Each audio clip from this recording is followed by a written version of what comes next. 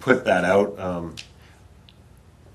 Presently, they're not anticipating closing the entire, it's wide enough in that area that I think they may try to do, single lane traffic or kind of just direct traffic across, out of the way from where they're working.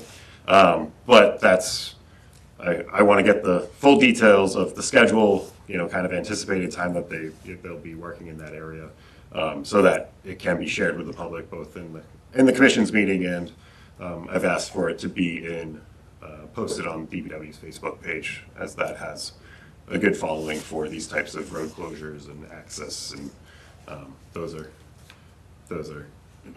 all things kind of coming, but I haven't also, like I said, haven't gotten a full schedule, so didn't want to say, be mindful of, of a specific time frame.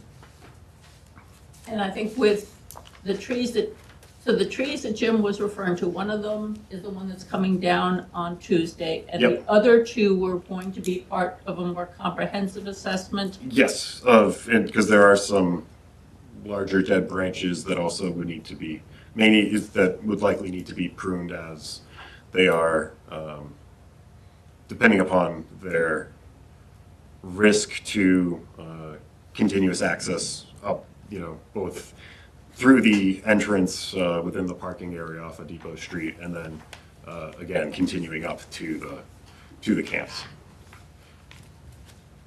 Do any members of the audience have something for open forum? Can I ask a question? If you come up and tell us who you are.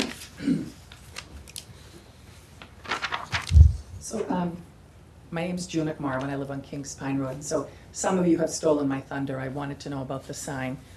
You said that's on the highway department now, Matthew? Because I did look. What? The sign, the flashing sign that's on the road going into the camps. Did I just hear you say it's on the DPW website? Is an explanation? Yeah, there I was. couldn't hear you from the back of the Oh, room. I'm sorry. Yeah, it's cold season. Let me just pull it up. I'll find it and share it itself. I did look myself and I couldn't find it, so that's one of the reasons I'm here. Yeah. So that's weird. On the town's newsflash, Blainbrook Conservation Area. So it's in something called News Flash. Yeah, I mean, this is on the homepage. It's on the homepage, okay. Yep. News and announcements, second one in. Again, removing some risk trees from the parking area and performing road maintenance activities. So I would assume that I would be allowed to drive over to Stony Brook and come in from that side, as long as I stay away from the parking lot and off that main road? I mean, I would go nowhere, if that's the reason, is the road is gonna be graded. Stony and Brook, Stony Brook's middle school. I would You can come anticipate in. so, but I can't say what they're. Well, so who do you think I should ask about that? Kyle Fox? Yes. Okay, well then I'll speak to Kyle Fox. I'm sorry?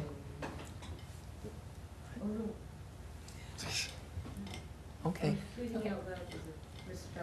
Yeah, there's a missing G, performing. Yeah, reach out to Kyle. He may have better idea about that. Okay, and the other thing I wanted to say is I did have a conversation with Christina Green about the money in the revolving fund. And so I was going to make that suggestion that Jim did about hiring a police detail, because, although I've come to you several times for the past so many years, nothing really ever seems to get done. And, the money's not burning a hole in my pocket. I don't have to spend it tomorrow. But I think with the problems with the drinking of alcohol and barbecuing and leaving all the trash, it's just a problem that gets worse every year. And I think that I'm hopeful that these people who come here and disrespect our property every weekend would listen to a police officer. I would hope so. I wouldn't guarantee that, given what's going on around the country against things going on involving rioting and so on and so forth. But I'm hopeful that maybe we can use some of that money to hire a detail in the summer on Saturdays and Sundays from 11 to 3 or 12 to 4 or something like that. So I'm hoping that you will really consider that. And, well, I don't know, what would you think? Would I send an email to Kristen Lass or you or? I think, you're talking about starting in late May when the weather improves. Like near Memorial Day, Margaret. Yeah, so I think if, this is the kind of thing that if it comes back around late April, early May, is fresh in our minds, we can make the arrangements as opposed to doing it now and then it's just sitting dormant for a period of time. I think it's the kind of thing that we're better off taking action a few weeks before we're ready to go as opposed to several months. I don't know if that would work. Well, in terms of being able to get officers Well, and stuff. I feel like, I think my understanding is in the daytime, there's, the town runs on 3 police cruisers, and when something happens, and, I think it is hard for the police department to respond to all the calls. And what I'm asking is, with the money that's left in the revolving fund, could we earmark some of that money to pay for a detail in addition? That's what I'm asking. And that's where we would the place to start would probably be having a conversation with the police chief in terms of what we envision, what we'd like, and from his perspective, how does that work when entities want to hire to hire a detail to do something? And it just, I think it's, now it's fresh in our minds, but then is when we would be actually putting the process in place and making the actual arrangements. Okay, I see that next step with summer camp operators is here for like filler. So you're just gonna talk about this?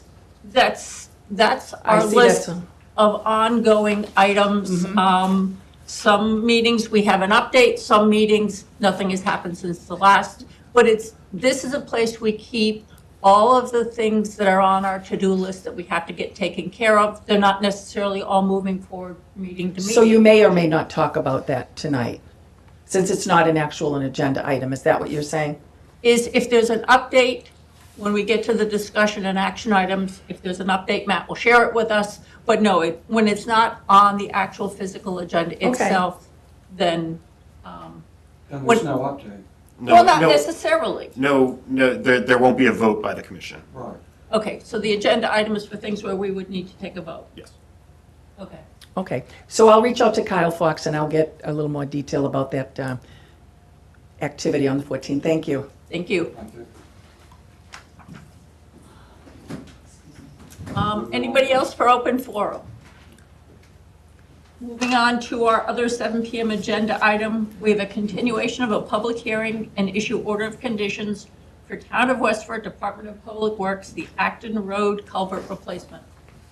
So the draft minutes included in your packet were provided to the applicant and the representative. They had no comments. If the commission has any comments, revisions. Any comments or questions on the order? Can I have a motion to issue the order of conditions for DEP file number 334-1878? Second. All those in favor? Aye. Can I have a motion to close the public hearing? Second. All those in favor? Aye. Okay. Moving on to our 7:05 p.m. agenda item. It's a continuation of public hearing and issue order of conditions for 8 Windsor Way.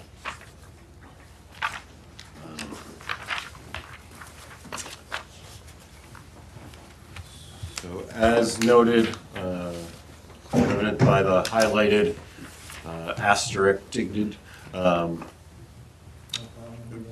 no file number had been issued as of 6:55. I wanted to check, because again, if that seemed to be the only piece holding it up. A copy was provided to the homeowner and the applicant and their representative. Did you have any comments, No questions? comments. I did talk to Sierra. We are okay with it. Okay. If there's any questions as no DEP file number has been issued, we can't close the public hearing. But if there's no comments, revisions to this, we'll continue it I recommend continuing it to the commission's next meeting. I would anticipate having it on as the first thing. No, there hasn't been much public involvement in the public hearing process, so I would I wouldn't anticipate there might be much at that point. And if there are no changes, have it issued as written. So I'll just confirm that, are there any comments or questions about the project at 8 Windsor Way from the audience? Can I have a motion to continue the public hearing to October 29th? So moved. Second. All those in favor? Aye. So we'll see you on the 29th. Normally our meetings are the second and the fourth Wednesday. Because of a public holiday on the fourth Wednesday, we will actually be meeting on the fifth Wednesday, so we will be back here October 29th instead of the 22nd. Can I ask Matt a quick question? Sure. Is there any way you check with them? What is is there any? The response, Repeat the question. he wanted me to check with DEP if there was anything outstanding. So my understanding of the email from the DEP circuit rider was that the application was received September 22nd, so the following Monday from when you filed it. I don't know if it got misplaced, but it wasn't even entered into their internal database. So at this time, so we asked on Monday, followed up again today. We're kind of just waiting for them to, but I wouldn't anticipate, again, I don't anticipate there being comments from them. Again, this is a work in the buffer zone, so. But they have received the application and everything? They're trying to find the application. We provided them an electronic copy, Yeah. hoping that they would, by the meeting, we would get a DEP file number. So if I hear anything from them, I'll certainly let both of you know. Can the applicant at least set up the silt fence? And inform you, for you to go and check? In the interest of time? Let me think about that. I'll respond tomorrow. I want to think about that a little bit more. Okay. Okay. Thank you so much. Thank you. Moving on to our 7:10 PM agenda item, it's a request to replace stairs and retaining wall of the Nabnasset Improvement Association at their North Beach. So this was included, a sheet was included for the commission. It looks like this, the kind of hand sketch, and there's an email on the back that was also my kind of quick cursory review. Kind of starting as part of the order of conditions issued to the Nabnasset Improvement Association back in 2022, for kind of the regular routine maintenance of the four properties around Nabnasset Lake. One of the anticipated maintenance activities was for the replacement of the stairs and retaining wall at the North Beach between 42 and 46 Lakeshore Drive South. This is kind of an expanded scope of that, and I'd like to turn it over to let you two both kind of carry the way from. For the record, I'm Dan Doherty here with Michael Canada. Mike Canada, who's the president of the NIA. Essentially, my involvement is going to be that we're going to actually do the work with the help of these young strapping lads. But what exists here now is some railroad ties, walls and stair systems, and they're now kind of, they're rotted, but if you look at like the right side of the lot, basically, it's a very steep beach access, so it just kind of all flushes kind of into the lake at some point in time. And what we're trying to do is replace the walls and the stair system with something a little more permanent, but also have a little bit of drainage behind it. So basically going to try to terrace it and flatten areas out. So whatever we do, there's a lot of filtration before it gets there. But in doing so, it also allows us at the water line here just to level off a nice beach area there. And this would be a nice area to put a picnic table.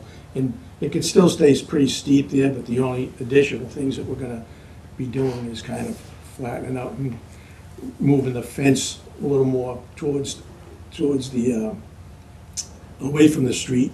There's a gated fence in here now. They want to move it here, and then that way there, be a parking spot for two cars off the street. So you'd have one here and one there. But environmentally, it's definitely an enhancement, only because there's a nice tree here, and that's going to stay. But essentially, if we terrace it down, we're going to be able to create drainage across this whole mid-area with, once we build a new wall, it's going to be what they call an ideal block system. What we're also thinking, and I talked this with Mike, is kind of doing what I did on other projects, and this is my recommendation in front of it, is put some of those more boulders like in a semicircle to kind of grab and create a place where a lot of the drainage would happen right there, and just make it a really good retention area for that before it just washes out. Because typically what happens now is, if a rain event, the whole middle here where the stairs are, it just washes right out, and nobody uses it because all in here where the stairs are, it's boulders, kind of rocks, so it's tough on your feet. And everybody's going to use a beach is going to be in flip-flops or barefoot, so it's not being utilized as much as the NIA would like it. So that's really what the whole project is in a nutshell, is, just replacing those walls and making the drainage system a lot better, and kind of reclaiming what exists there. So happy to take any questions. Eric? So you were talking about parking and then terracing down, walking down. Well, here's where the walls exist there now. And this is all railroad tie, so they're kind of rotted out, and they need repair. So that's why, instead of just replacing it again with railroad ties or something like that, we just figured that it's a smart move to make some kind of retention and address the idea that it washes out so much. So we're basically going to terrace it up, and that way there, kind of level out those areas as we go, because essentially what we'd do is we'd start on the bottom one and kind of work our way up, and this would be more of a level area up to this area, and then level it out again. But we could also tip it back to the point where in these areas here, we can create retention, drainage. Right now, I don't know what it looks like because I'm looking at it 2D, and I get that. So it's hard for me to visualize what's there now. I understand what they want to do. Not saying I have much, but I actually need more to go on than what I'm seeing right here. Can I have some pictures. I don't know if that would help at all. I know I should have sent them before. No, and that would, Pictures would- But also, for example, what are the height of these railroad tie walls? What's the proposed height of the ideal block, so that we know, we're going from an 18-inch wall to a 24? These are less than, this right now would be like 42 inches. We're going to stay Okay, underneath. but this is where it's helpful to have the record that says this is what's in place today. Yeah.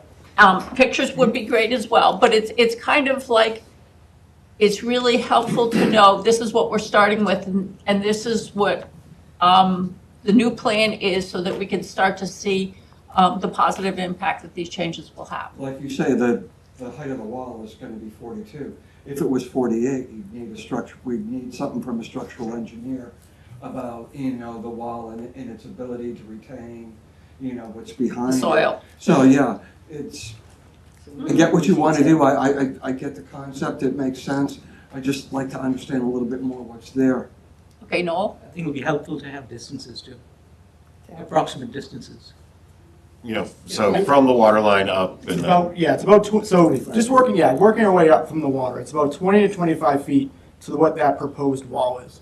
And just to provide a little bit of history, that little half wall, that first one, that wall was there back in like 2010, and it rotted out, and the NIA took it out. They never replaced it, so we're really just putting that wall back.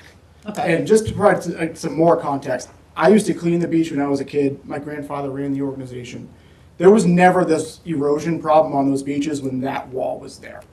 So we're really just putting that wall back that just didn't get put back into place 15 years ago like it should have. And then when you go up from that wall to the next wall, it's about another 25, maybe 30 feet. And that wall, like Dan said, that's an existing railroad tie wall. It's rotting out from the right. If you come straight down from the steps, and so it's a, what do you say, 42-inch wall? Yeah. At that step, it goes down like 6 inches below that for where all the erosion is. So there's just a huge gully going down with roots and rocks. It's just a mess. Yeah. We had a member email the other day, or over the summer, her mother went down, she couldn't get her mother back up. Like, that's how steep and dangerous this is now. So then going up from that next wall, where Dan's just basically proposing, we're gonna replace that with the ideal block. Nothing else is really changing there. That's pretty much what it looks like right now. And then that next section going up, it's pretty flat. There's a bunch of trees to the right-hand side there. There's a picnic table. It's pretty flat. I don't think there's really much terracing or anything that needs to be done there. No, there's nothing. It's really just leveling it off. It's just grading it and probably just throwing, to make it so it's not just a bunch of weeds, probably throw Right. stone dust or something. And then just in terms of the parking, like Dan said, so it's on-street parking right now. You're lucky to get 2 cars next to each other, and to be honest, there's like 4 or 5 houses right there with driveways. So you're lucky that someone else isn't already parking there. So we don't, even when we do maintenance, you basically have to get there first thing in the morning to block it off so no one's in your way. So we're really just proposing moving the fence in, that little block square right there is just where the current sign is. And I have pictures that show where the sign is.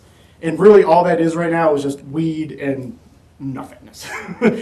So really it's just moving that in and then just creating a couple of parking spots so that the members can better use it. Because a lot of the people it's mothers using the beaches, taking their kids down, and right now they don't want to get out on the street with. So will you be installing signage that says parking for NIA Yes. beach use only? Yep. You know, these, There's a sign that exists right here, that, where I'm shaking it right there. That's a sign that just says the NIA private beach. You gotta be a member to, you gotta be a member to. but use if you've this got type. off the street parking and you want, some of this is, Yeah. we're hearing what sounds like some really great ideas. And a lot of this is, we want the detail, we want to, is, for example, if the space between those 2 lines is 5 feet, you could basically scale it off so that the plan shows us, oh, here's 25 feet, there it's 35 feet, so that it starts to get to be a plan that's easier when you're working with people, so that the people who are helping you know where they're supposed to be doing stuff. Details about the height of the wall. If, and labeling as well, that if between the lower wall and the water line, it's gonna be a level beach, just put the note in there so that,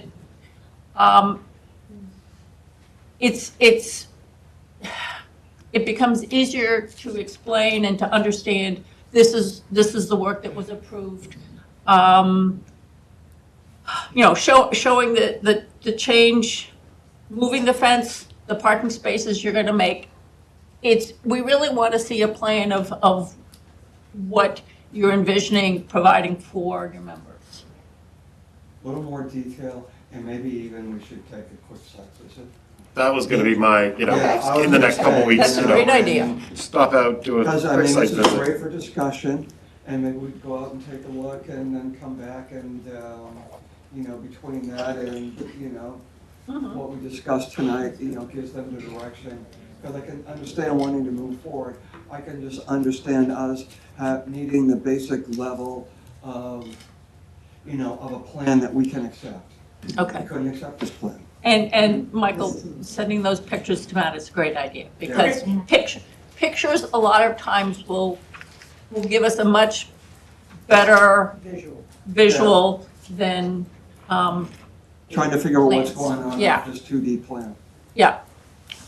Any other What are questions? the circles near the block wall and in the garden? What's that? There's a couple The of. circles. There's 2 circles, what are those for? This here? Yeah, so that was really just from different conversations. I had met with Dan and 2 other contractors. So everyone had a little bit different plan in place. So one idea was kind of have a drain right there to kind of put it off, to get it away from the stairs and move it over. In the flowers or by the steps? up there. Before so- the steps. Right, before the steps would go down to the one near the. That was, this isn't my plan, by the way. Yeah, I drew it. I'm just waiting for this Sorry. day. Yeah, no, it's fine. Okay, yeah.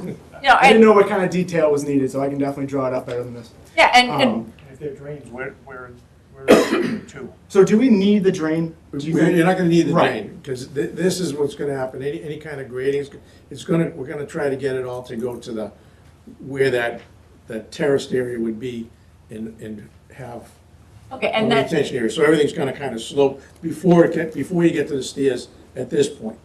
So So that- anything that's coming down here now is gonna kind of go to the, and that's where we would want to see, you had talked, I believe you had talked about putting rocks around that to create, so that's where we need to see, okay, this is what you envision for the rocks. If it's going to be a lower grade than what's on the outside of the rocks, that's where we need that level of detail as well to know, okay, this is what you've thought about, and then if we have questions, we can then yeah. ask. The other thing too is this, on both sides of the lot here, with the neighbors on both sides, it kind of creates kind of like a bowl too.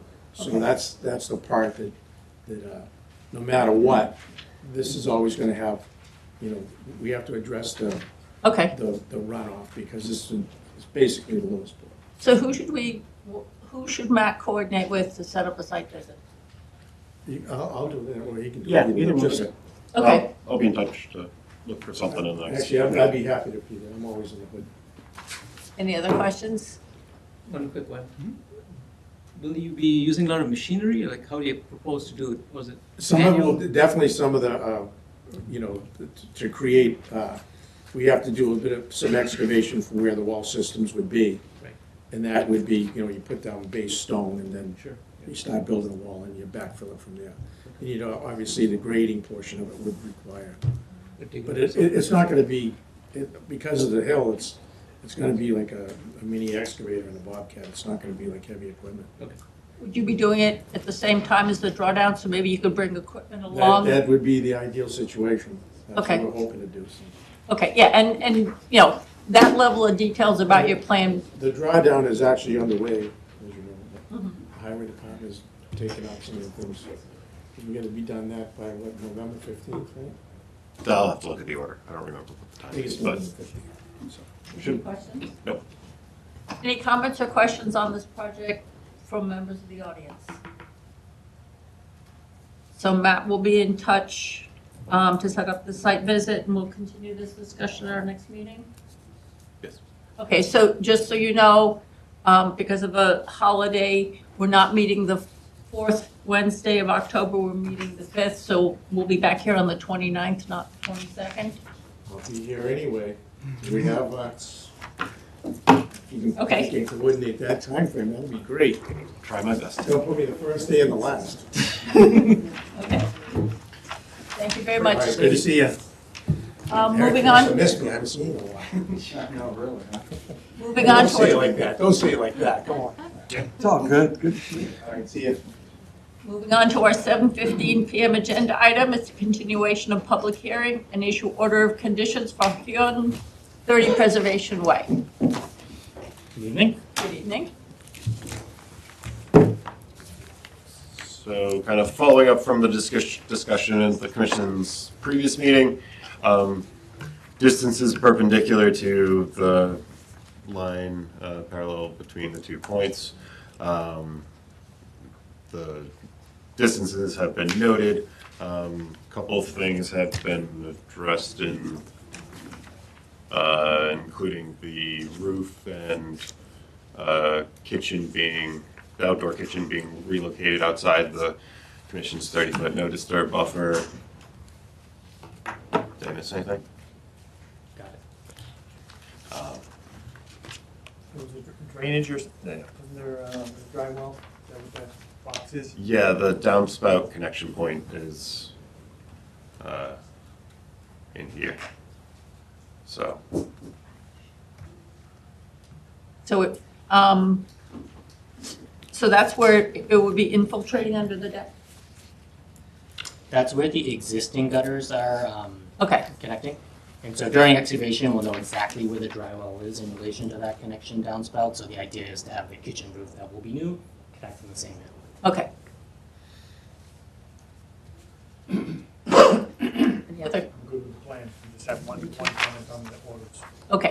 So, Pat, did you have anything else? Nope, that was all. Any comments or questions on this proposed project from members of the audience? Okay, moving on to the order of conditions. Jim? In the findings on the first page, about two-thirds of the way down, about one-third of the way down the findings paragraph, the commission finds that the patio and associated landscaping wall is proposed 22 feet 4 inches to the BVW, blah, blah, blah, blah. Ahead of patio, I would say pervious patio. I know it does say it on condition number 28, but I'd like to make sure that whenever we say it. It's in the finding. No, we'll leave it good out. catch. Yep. So the pervious patio and the associated landscaping wall, et cetera, et cetera. Any other? That's all I had. Okay. Can I have a motion to issue the order of conditions as amended? Second. All those in favor? Aye. Can I have a motion to close the public hearing? Second. All those in favor? Aye. Thank you very much. Matt will be in touch with the paperwork. Moving on to our 7:20 PM agenda item. It's a public hearing for 6 Olive Road. Under Massachusetts General Law, Chapter 131, Section 40, the Wetlands Protection Act, and Westford's non-zoning wetlands bylaw, Chapter 171, the Westford Conservation Commission will hold a public hearing on Wednesday, October 8th, 2025, at 7:20 PM in Meeting Room 201 at Town Hall, 55 Main Street, to consider the notice of intent application of Sharon Holt de Castro for the removal of the existing dwelling, deck, and shed, and the construction of a new dwelling, deck, and retaining wall, and installation of a tight tank sewage disposal system within 100 feet of Long Saco Pond, bank, and bordering land subject to flooding at 6 Olive Road, Assessors Map 75, Parcel 27, Lot 0. Hello everyone, my name is Dan Carr from Stamps McNary, and I will take you through the proposal here at 6 Olive Road. I'm here on behalf of Sharon Holt de Castro, who is a trustee of the trust that owns this property. It's 6 Olive Road. It's an undersized lot. It's under 2/10 of an acre in size. It's at the end of 6 Olive Road, and it's on Long Sought For Pond. There's an existing dwelling there that's not in great shape. There's some existing outbuildings, sheds. There is a paved driveway and an on-site well, and we're assuming an on-site septic system. We have no record of it, but obviously the house had to have been served by something. So we're proposing to tear down the existing dwelling, tear down all structures on the site, the sheds, the outbuildings, and propose a new dwelling on site. The new dwelling is proposed at the same distance from the pond as the existing dwelling for both the deck and the foundation of the house. So you can see there's existing this is proposed 39.8 feet from pond to deck, and there's 39.8 feet from pond to deck. This is existing, and this is proposed. And so this neighborhood is pretty densely developed for lots that have on-site septic systems and wells. So you can see there's all these overlapping 100-foot and 50-foot radius from the private wells in the neighborhood. So this lot here is really not suitable for a typical septic system. So we're proposing a tight tank system. So it's basically like a septic tank with no outlet. So once it fills up, it has to be pumped. And so we've been working with the Board of Health. They had requested that it would be permitted such that it would have to be pumped every 2 months. And of course, there'll be alarms in the tank that would go off when it's at 3/5 capacity of the tank. So alarms would be ringing for hours before any potential overflow could happen at the tight tank. It's 4,000 gallons, and there's an existing well on site over here. It's in pretty poor condition, and our plan currently has it labeled to be repaired or replaced as needed, but the Board of Health had some comments that that we haven't yet responded to. So one of the things they had requested or asked us to look into was the potential to move, instead of using the existing well, to abandon that well and propose it somewhere else. And then that way we'd be able to get the tight tank that's over here more, which would give us more separation distance between wells and tight tanks. So my thought was, and I just wanted to run this by you guys before we tell the Board of Health, yeah, it's okay. But I'm thinking if we proposed the private well in the back corner here, we would then be able to move the tight tank from where we're currently showing it here to something like in here, and then we would abandon the existing well, and then that would get us more than 50-foot separation between wells and tanks for even the neighboring wells as well. So I wanted to run that by you guys because, you know, although it would give us greater separation distance from wells to tanks, it would put it a little bit closer to the pond, which is over here. But I did check the Westford's private water supply regulations, and they had a 25-foot setback required from water body to well, and we could get it 31 feet over here. So we would be in compliance with that regulation. And the tight tank would be also just a little bit closer to the pond than it is currently proposed where it is over here. It's just we want to keep as much separation distance from the well here. There's a well over here. There's a well up here, and then of course the on-site well, which whether we replace or repair it here or put it over here, we would be able to get a greater distance from that. And we're proposing some pavement along the side of the dwelling here, just to get a couple parking spaces in so we could get it off the street. There's a small, less than 3-foot retaining wall proposed here, just to get the grade up a little bit higher so that another parking spot could happen in front of the house. So we'll have, 2 cars could park here, one behind each other, and then another one could park in front of the house here. The house would be deed restricted to 2 bedrooms. That's per the Board of Health and the tight tank requirements. And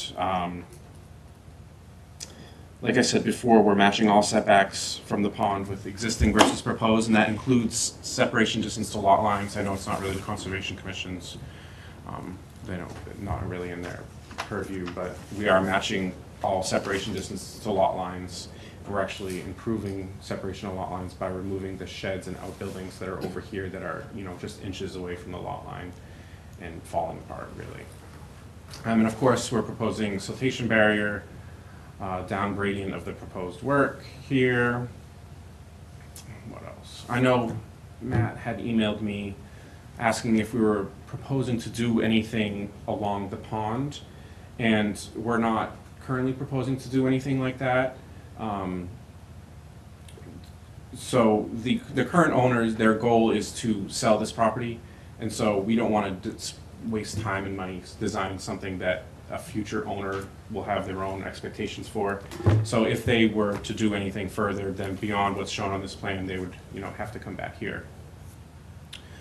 So we're just proposing to replace the existing dwelling, add the tight tank, add a couple parking spots next to the dwelling, and potentially a new well or repair the well. And I think that covers it. Jim? I think you need to find and locate the existing septic system, whatever happens to be there. Because under Title V, you have to cap it off, abandon it in accordance with the regulations. You can't just, we don't know where it is, you can't just leave it wherever it is and build another septic system. Sure, yeah, that was the Board of Health comment as well. Oh, okay. So we'll have to hire some sort of locating company to do it But because, the house is still there, right? yeah, You should be able to track it out of the house from Right, whatever exactly. sewer line leaves the house. It's Yep. probably pretty close to that point. yeah, there's not much room on the site, so. Right. So yeah, we'll have to hire someone to locate that system. We don't know. No? From the proposed house or the deck, what's the slope like to the pond? So let's see, it goes, so all the way Are those gradient lines there? Yeah. Yeah, the dashes. So it well, goes from some like of the dashes are. 201 up here, all the way up here, all the way down to 194. And then the pond was at elevation 192.84, so back in June. So the new, well, a couple of things. First of all, the tight tank, I wouldn't want to see it go any closer to the long sought for. You know, I can understand putting maybe the well closer if they needed to put it in a new well over here, but I wouldn't, I mean, right now that tight tank is greater than 75 feet away from long sought. It almost looks like it's 80. Yeah. You know, if you moved it closer, it'd probably be closer to 50. Yeah, so this is Yeah, the what, fifth. you know, this is I'm the- look, and I'm saying, you know, that's something that we would find problematic, so my first thought is to leave that where it is. Now, is the footprint of the new dwelling, it looks bigger than the old dwelling, or is that just me? The dwelling 'Cause footprint. I can see the whole old dwelling fitting within the border of the new Yeah, dwelling. yes. but Do you it have- Still looks a little. Do you have? Definitely bigger now. It looks bigger, even though it's still sized for just 2-bedroom. Right, I mean, and, you know. Looks like some of the proposed deck is even closer in the new plan. I mean, the old plan shows a deck, a wraparound deck, the way the new building does. But the new building, it almost looks like the deck is closer to the resource area. They're both 39.8. Yeah, so- Right, and I see a 39 at a corner here, but then the rest of it slopes away from 39, so 39.8 was the closest on the old deck. So if that's at the upper corner, at the lower corner Yeah, to the no, I wetlands, see it, to yeah, the it's pond, what almost would that be? reversed, Do you yeah. happen to know? It's right about, I'd say probably like 47, 48 feet, because this is the 50 right here. Okay.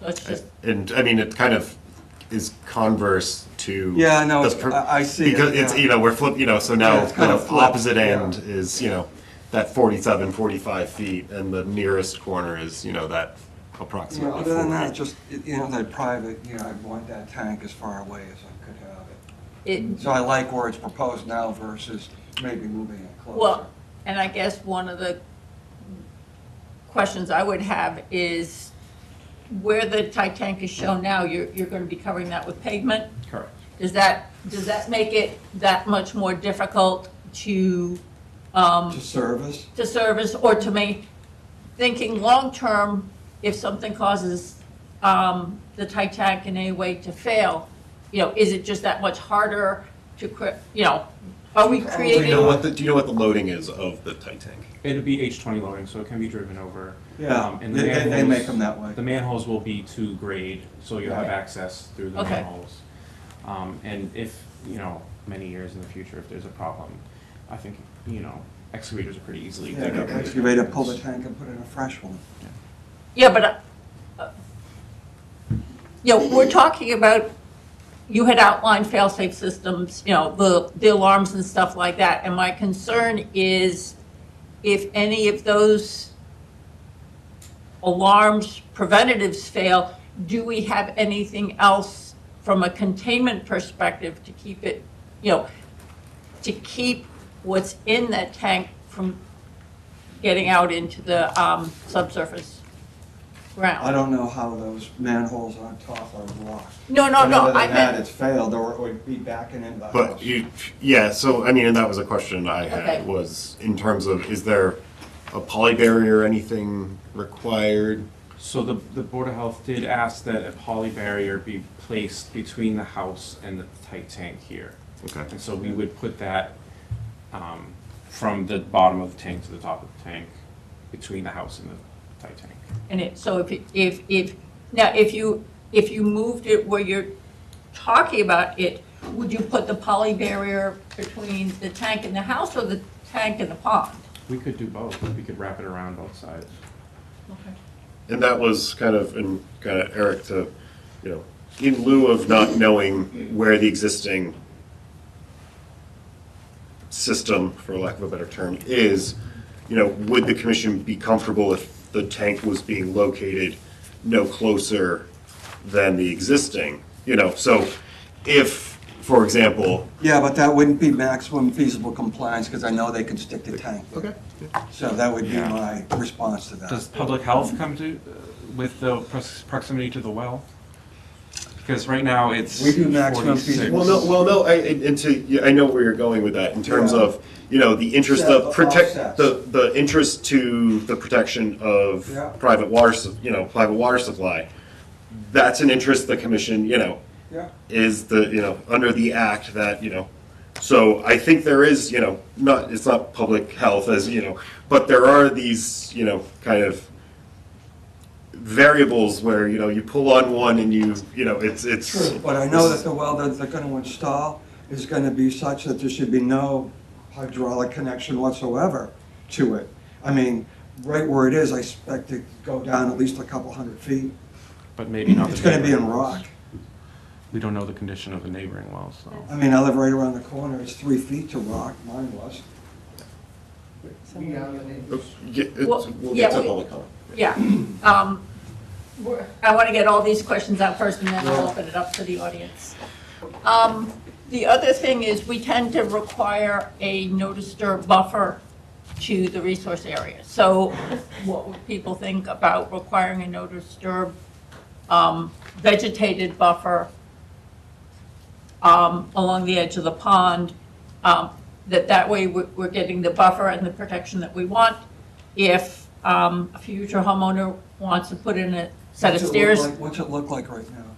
It's pretty overgrown. Okay, Well, that's a good place to start, okay. you know? So Well- maybe next time we come back, we have a picture or two of that. Yep. That And would that be will good. help us better, kind of, like I know what you want to do, and it sounds like it already kind of exists, and we just have to figure out where we want it to end. We want to, Because we want to keep a naturalized buffer. Sounds like you have some naturalized buffer already out there. And so we just want to figure out what that setback is going to be. what we would, what Comfortable with. we would be looking for. Right, and in typical other waterfront properties, there are allowances within the act to allow, I think it's 25 feet for access. Again, I'm sure 10, 15 years ago, this was completely, mowed, maintained lawn to the water's edge. But, where we are now, with the present condition being kind of overgrown, we have kind of We are starting with a new lot here. but, and. I don't feel confined by much or any, because it's, we're raising it and we're starting fresh.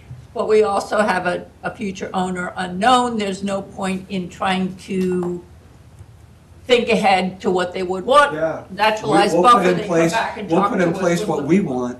Yeah. And then if they have issue with that, a new owner, Or they- then they can come back. They want something, we can come and have a conversation.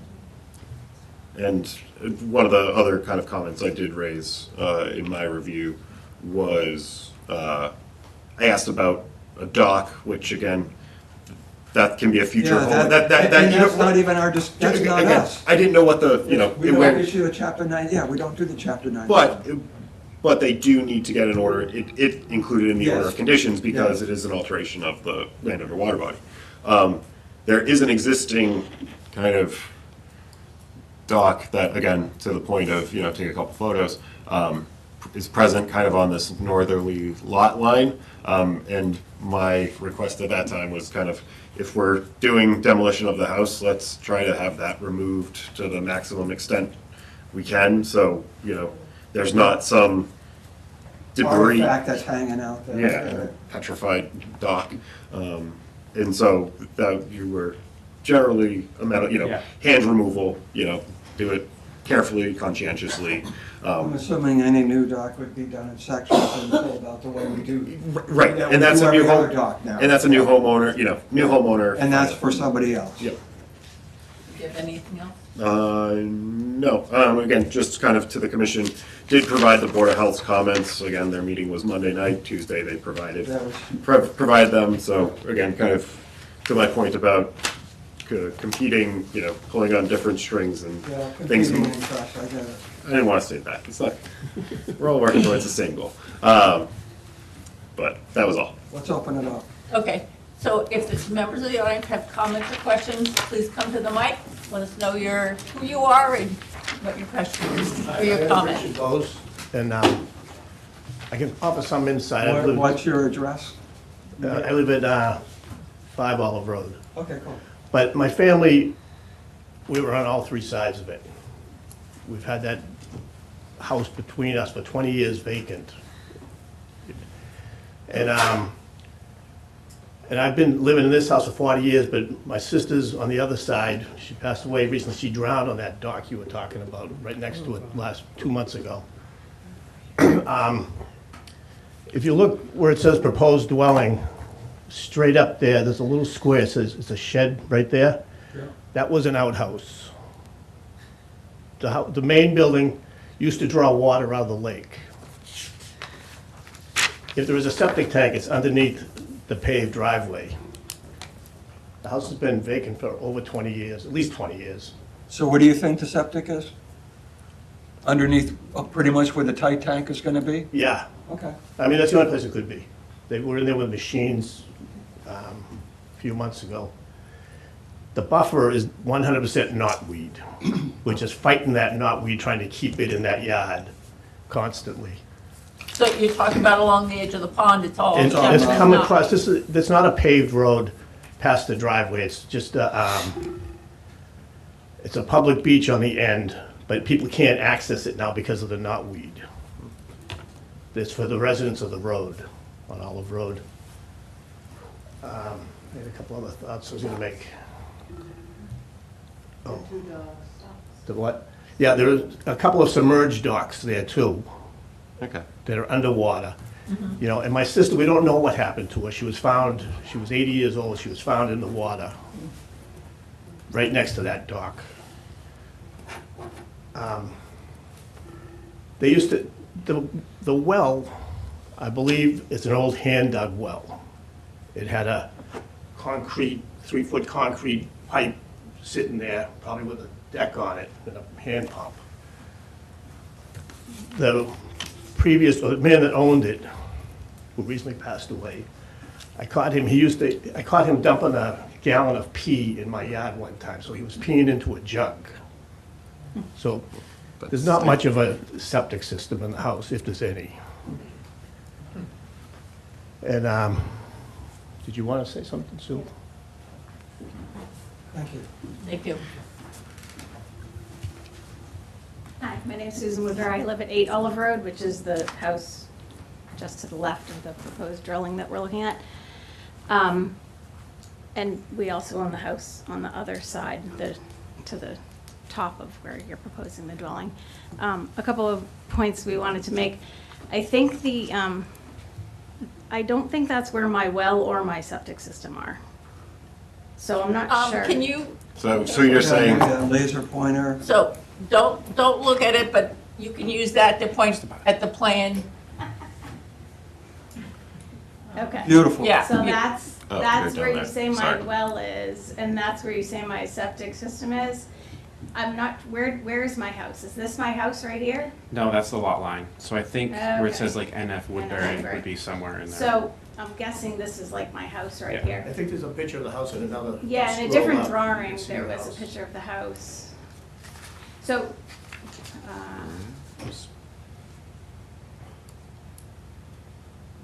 It might have been in the Board of no, Health it might have been, filing. it was the Board of Health that we were looking at. In any case, the well where it says proposed well there, that's way too close to that property line. My well is like underneath my deck, which is over here.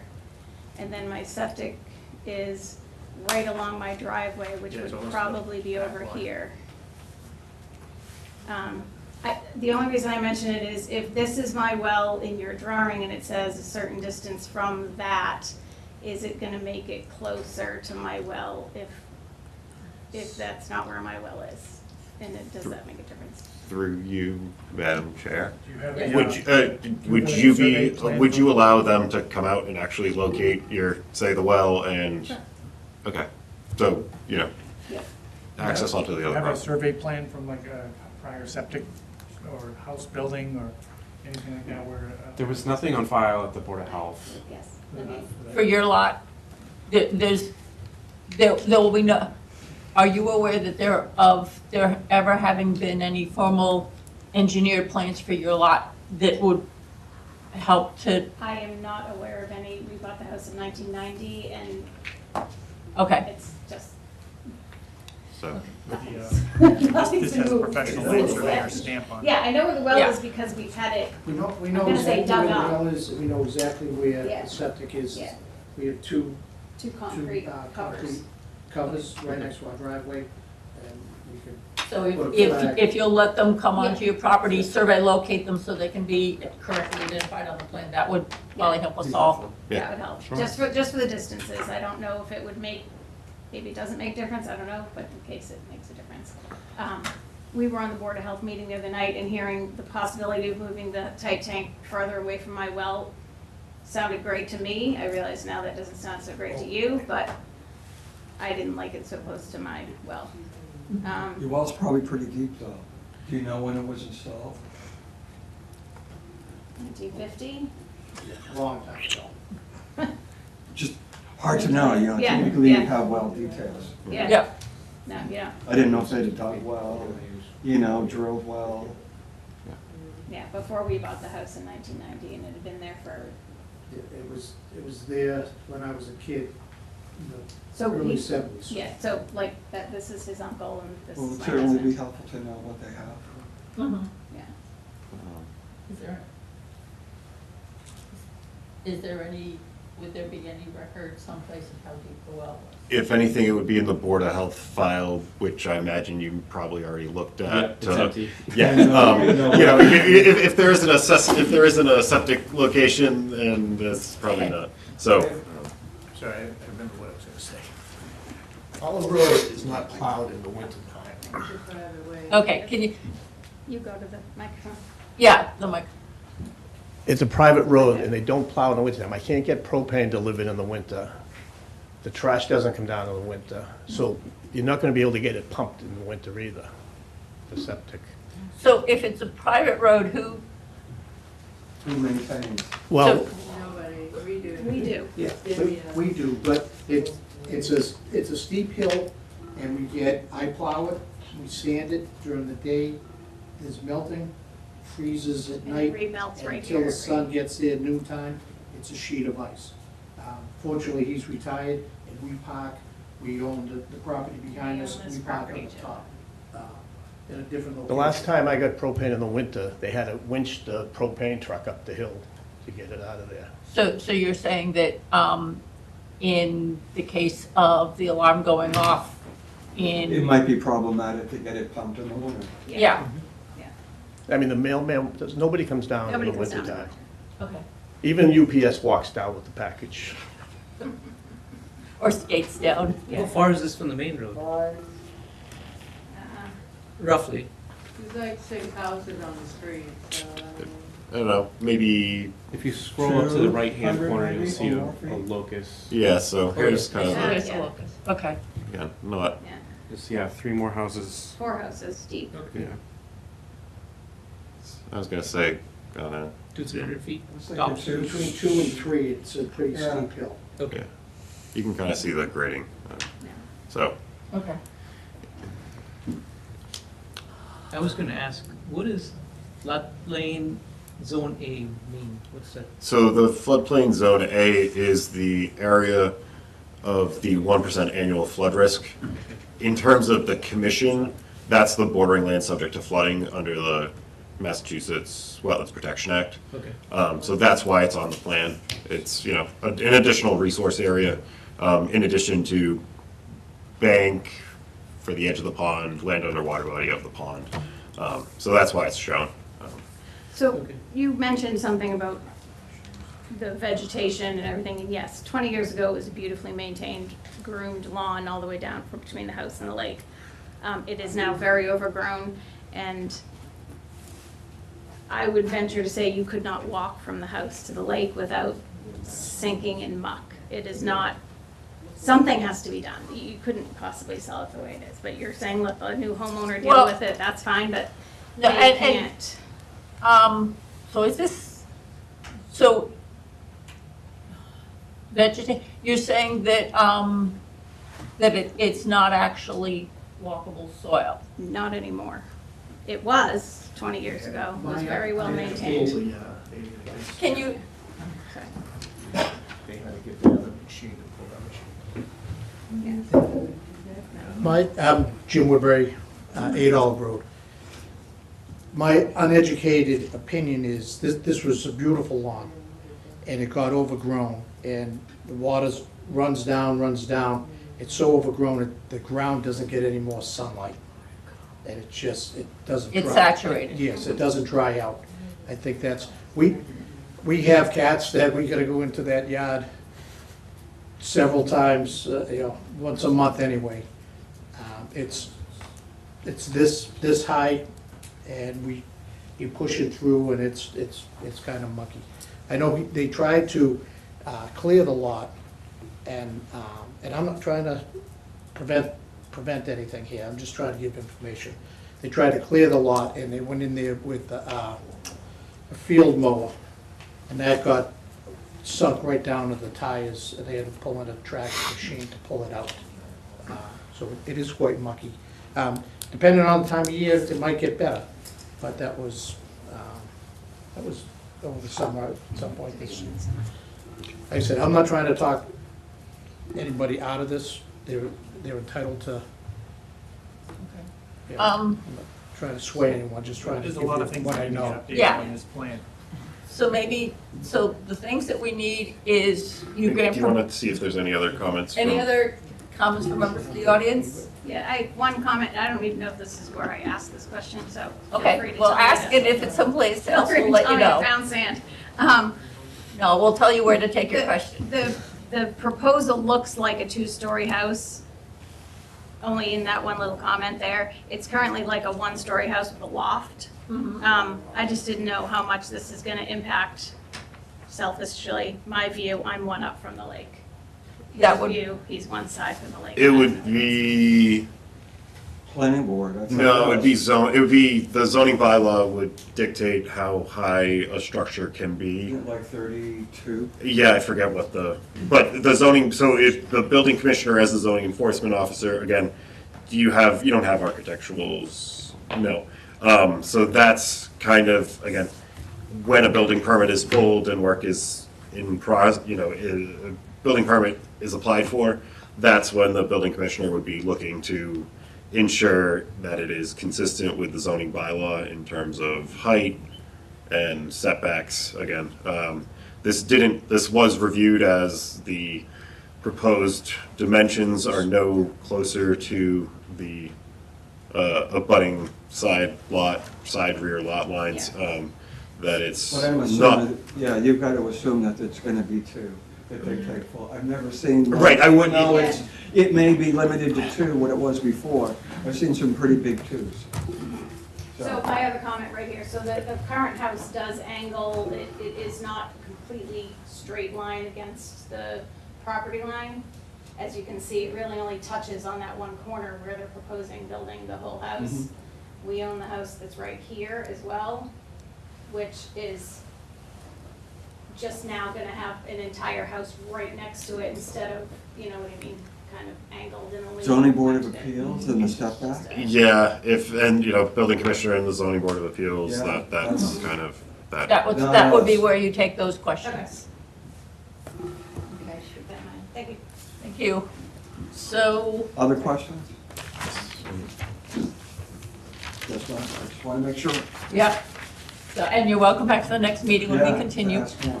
So, in terms of the things that we've talked about for the to-do list, you're gonna, Work with a professional Work with- land surveyor to get the locations locked down. of The abutting. the abutting Abutting properties, objects. septic and And the wells, existing one on the site too. the existing one on the site. The old septic system on the site's got to be located, because your own notes tell you you have to destroy it in place, fill it in. So you got to find it first. There's the questions about the well, the existing well. Yeah, I guess I would be looking for a little bit more feedback on that.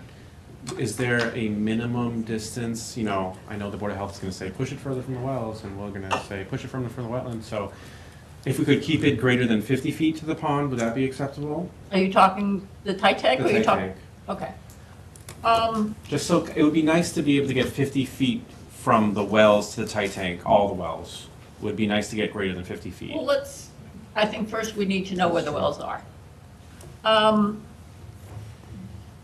yeah. But if we Well, could. let's continue that discussion when we have that additional information. Okay. One other question is with the overgrown lawn that we've heard about. One of the things we'd be interested in knowing is whether you've got invasives, Japanese knotweed, bittersweet. You know, are there things in there that are the kind of vegetation we don't want? There was definitely some knotweed. I did walk back there a couple weeks ago. Okay. There is Japanese knotweed. It's more, from what I could tell, it's more closer to Olive Road than so much between the house and the pond.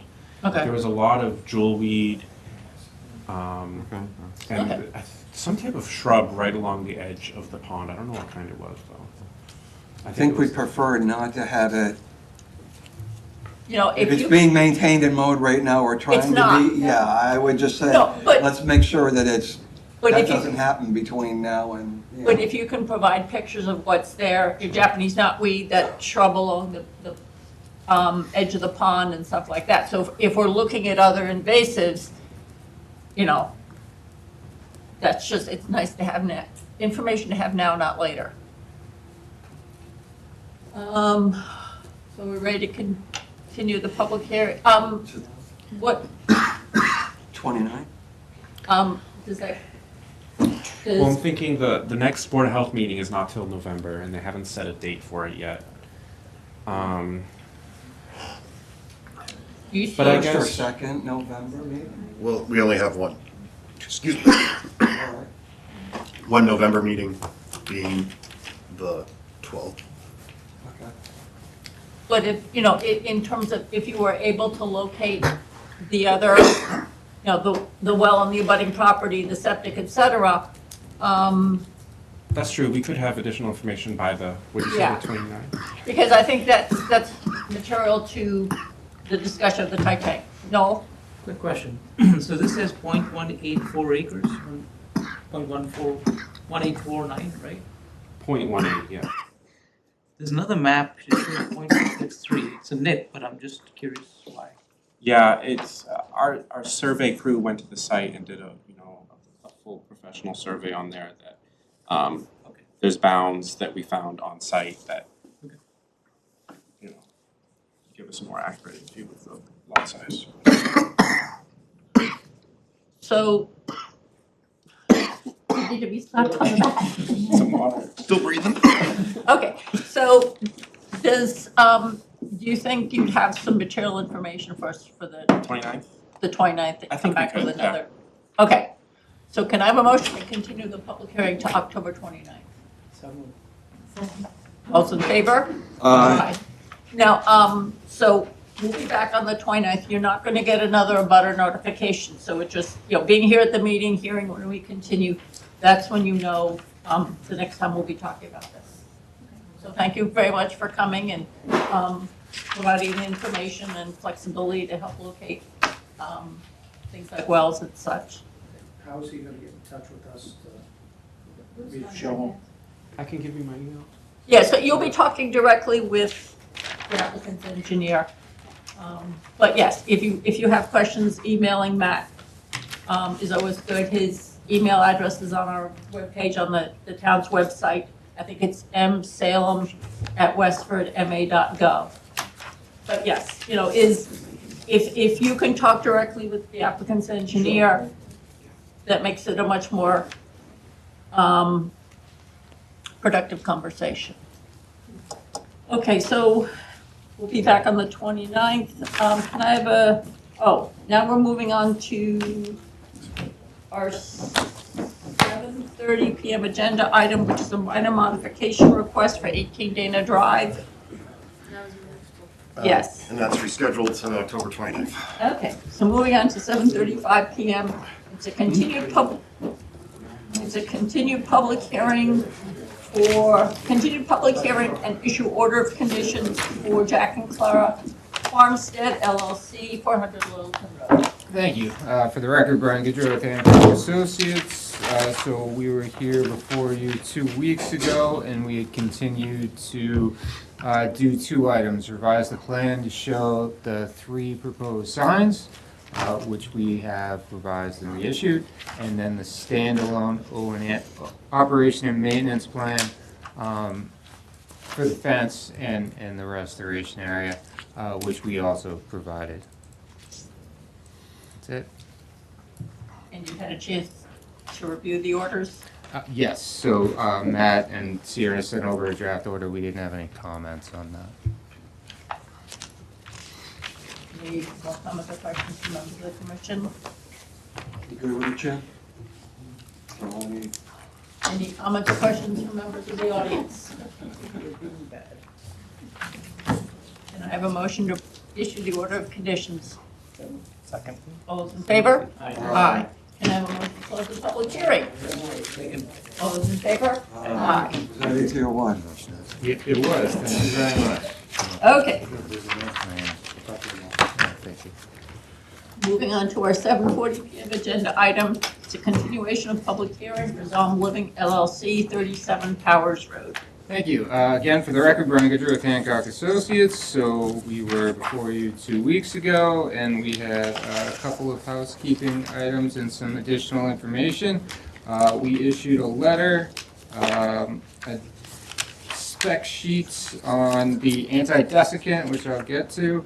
We issued the snow storage plan, an overall site plan showing all of the signage with the revised signage locations as I described during the last hearing, about posts being set approximately 4 feet off of the wellness trail around the perimeter of the property.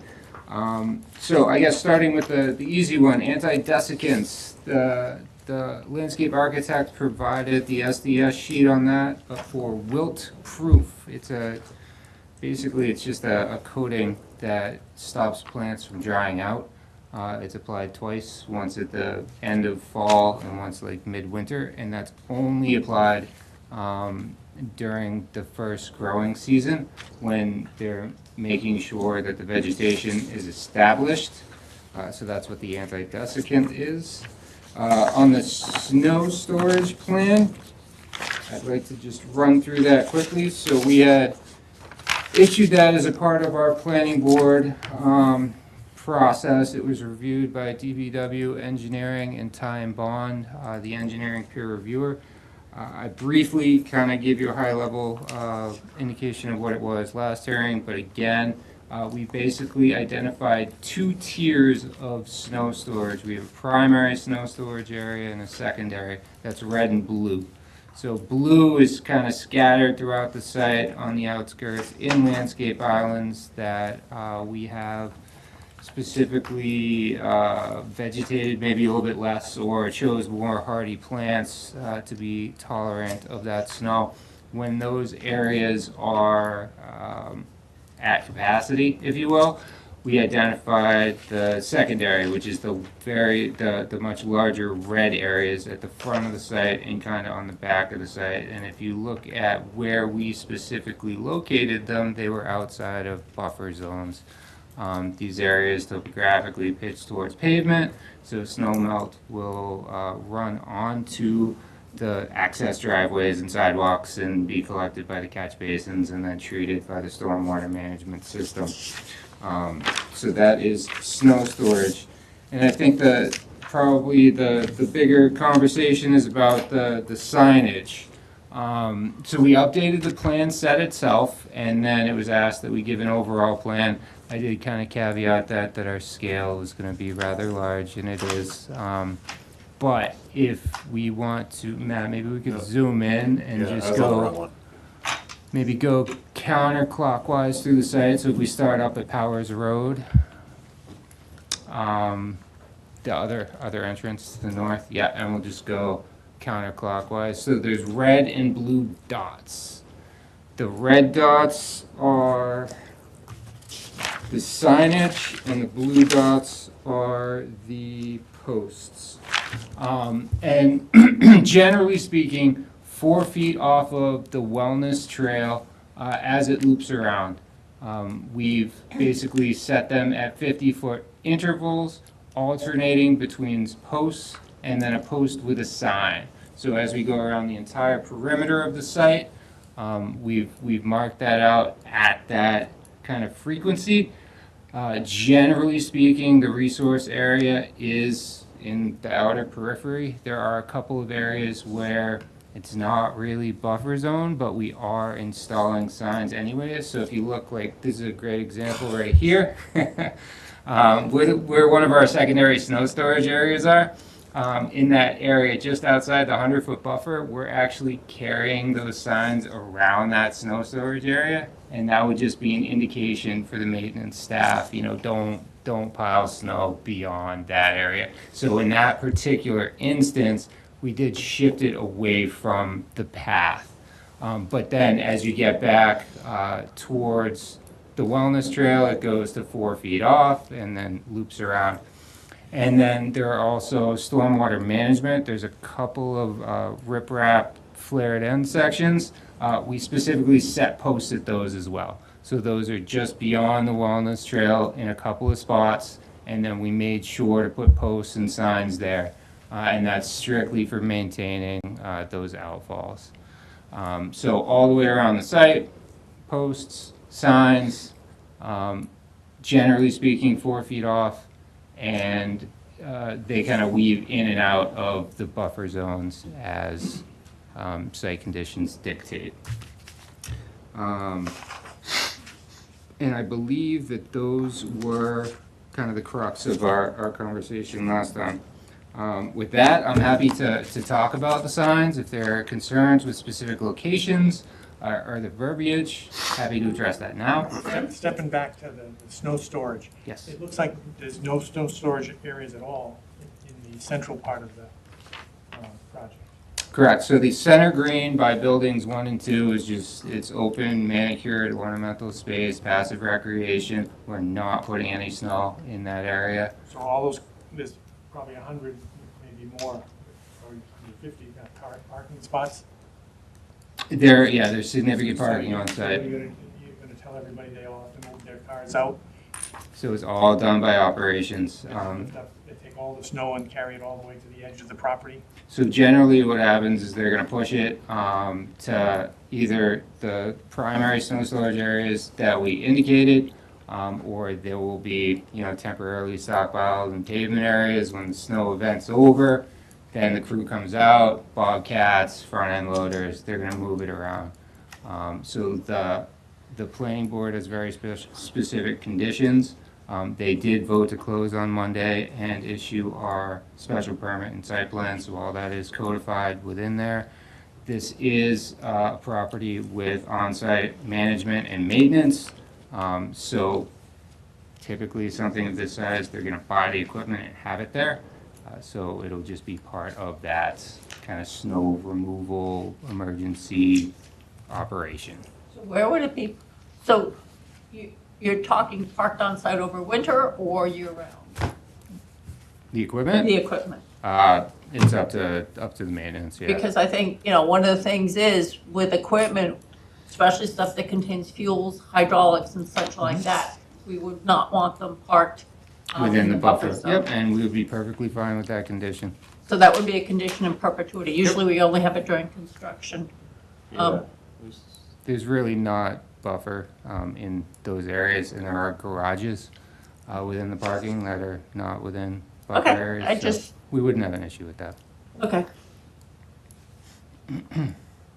So the short answer is it's a bit of a dance to move the snow around, but there's going to be trained staff to handle See, it. all the planned areas are outside of 100 feet, so, from the wetland, so. Yeah, I got no problem with it, if they can do it. No? Remind me, was there a swimming pool here too? There is a swimming pool So by it's- Clubhouse B. Yep, right where Matt's cursor is. So within that kind of courtyard area by Clubhouse B, there is a pool. Okay. Well, the same idea would apply to chemicals and all the pool. Mm-hmm. You don't want them leaching into. Yeah, that they would be stored outside the buffer. Right. In terms of having been through a very hot and dry summer when we weren't talking, has, with the plants and the grass that are proposed for the landscaped areas, are those, has an eye been given to selecting drought tolerant variations? It has, so xeriscaping wherever it can be proposed is included. We are proposing an irrigation well, so this property will not be on town water for any sort of irrigation. It has been addressed. Okay. So, yeah, because that's the thing is when the town puts mandatory watering restrictions, that's on town water, that does not apply to private wells? Nope. Can't answer that one. Okay, no, and it just, I think you're right. yeah, and that's, okay. And that, again, was a condition. So Yep. we cannot hook our proposed We cannot use irrigation town water to town water, correct. okay, but you're going for the drought tolerant species? We are. Okay. Anything else? No, Lauren. I do have a question. This was probably included in the last one. I didn't pick up on it until reading through all this stuff again this time. In terms of the plan numbers on, let me see if I can follow my notes. Page 7, number 14 and 15 are talking about all shrubs will be removed. And then it talks about what size will get herbicide on it. But on page 8 in landscaping and seeding, it says that the use of herbicides is strongly discouraged. And that was number 5. It's, we're over here. Oh, okay. Yeah, or all around. 13, I think, 14 and 15 are all shrubs will be removed. 17, all cut shrubs will be treated with these herbicides with a 2-inch diameter.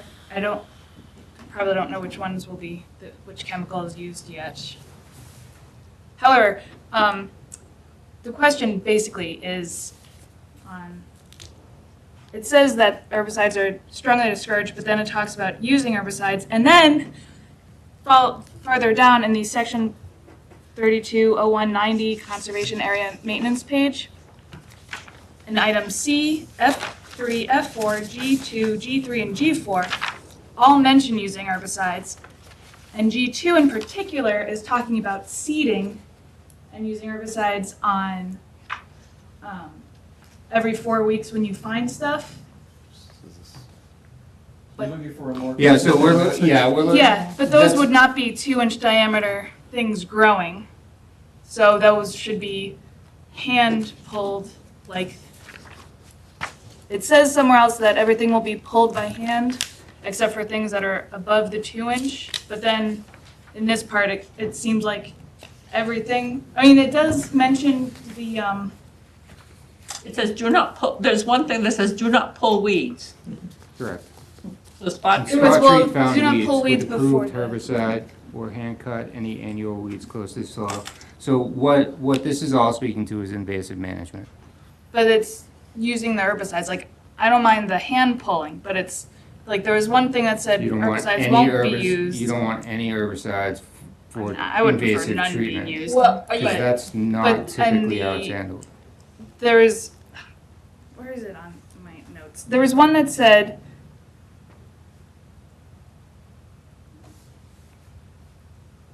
here we go. Number 13 on page 7, invasive species treatment will be limited to hand tools and labor.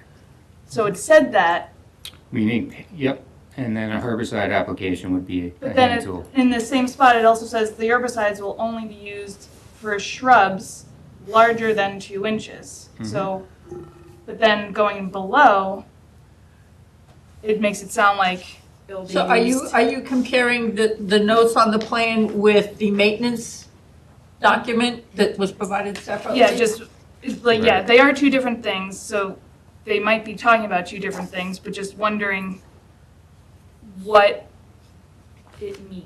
So it's basically, it's treating the invasives based on the species, the size, and how to go about it. So within a restoration area that's been fully scarified and then seeded, you're gonna have little sproutlings, right? So you're not gonna have 2-inch caliper, you're not gonna use, you know, whatever the herbicide is. So those ones would then be the hand pull. Those would be the hand pull. And then when we get to the plan notes on the wetland restoration piece, target species include Asiatic bittersweet, buckthorn, multifloral rose, and then it goes into no heavy equipment or tracked vehicles will go in there. Shrubs less than 2-inch DBH will be removed from the ground by hand with a weed wrench or similar. Greater than 2-inch DBH or at ground level. So what I could suggest, so that there's no confusion, is we could craft a condition for the invasive management as that restoration area is being done. So this is how do we want to word it? We can give you an updated site-specific invasive management plan based on the specific areas of the site and the species that are there, and we can identify what practices we're gonna use. Well, and is some of this, you know, is some of this your plan for what, your action plan for while construction is happening? And then I think the maintenance plan is more, it's fully built out, and now it's what are the actions we do to keep it the way we've gotten it. Exactly. So is it? I don't think I can give you a comprehensive plan today that speaks to everything, so I'm thinking of a way that we could get language in an order to be able to put that before Matt. Yeah, like, I don't know. Before it It's an happens. invasive management plan, Well, you know, it's- post-construction, and then what's going on, you know, what they plan on doing during construction. Yeah, well, because just the conservation area maintenance page, I didn't know if that's construction or after the fact, but just because it sounded like it's saying in the things like do hand ones, but Yep. Or it sounds Well, like and- you and could do it's- either one, So- but the So generally, this is gonna be the first year, and that's only to get the restoration established, and then there's a long-term plan that would go beyond that. And then in the restoration in the notes, we know that there's invasives out there, we know they're fully established, so there's gonna be some treatment, some special applications for those as well. So again, I think we can address this with specific language within the order, and we can give you that comprehensive plan when kind of we get to that point, if you will. Okay. Yeah. Yeah, because, and also because some of it would be if it's during the construction phases. Versus. Yeah, versus, long-term. Agreed, stuff in perpetuity. agreed. Yeah, okay. Any questions from the audience? Yeah, well, I was just waiting to see if there was any more from Westford. Any comments or questions from members of the audience? Okay, so, in terms of when we see you next? So now it's not the 22nd, it's the 29th. Yeah, okay. So the 29th works for you? Yes. Okay. So can I have a motion to continue the public? And my only comment would be if we could get, maybe start working on draft order. Oh, yeah, For the no, that was 29th. gonna be for that was my direction as kind of, you know, no further things we'll get findings, draft order, and move that on. So can I have a motion to continue the public hearing to October 29th? So, Second. all those in favor? Aye. Thank you very much for your time. Thank you. Thank you. Thank you. So moving on to our 7:45 PM agenda item, it's ratify enforcement order and discuss next steps for 43 Cold Spring Road. So included in the commission's meeting packet was an enforcement order I issued acting as the commission's agent last Friday, just October 3rd, as specified and provided to our office and included as attachments. Unpermitted alteration of bordering vegetated wetlands within 100 feet, including the fill and installation of piping. As part of the findings, cite the current recorded deed, information that was provided to the Conservation Department, abutting property owners, including kind of the sketch of a wetland delineation, and photos, which were attached. In addition to that,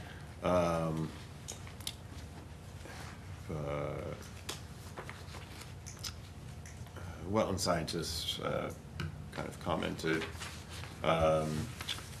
The abutting property at 45 Cold Spring Road in 2012 received a certificate of compliance. As part of that certificate, a certified plot plan was prepared and provided by showing the edge of wetland. So wetland being shown on the property to the west, property to the north, has to go somewhere. Doesn't just stop at the property lines, and based upon the photos, the wetlands are shown to continue on to 43 Cold Spring Road. The activity of earth removal, fill, installation of piping occurred within the bordering vegetated wetlands and within 100 feet of the wetland, altering area subject to protection under the state's Wetlands Protection Act, the town's local wetland bylaw.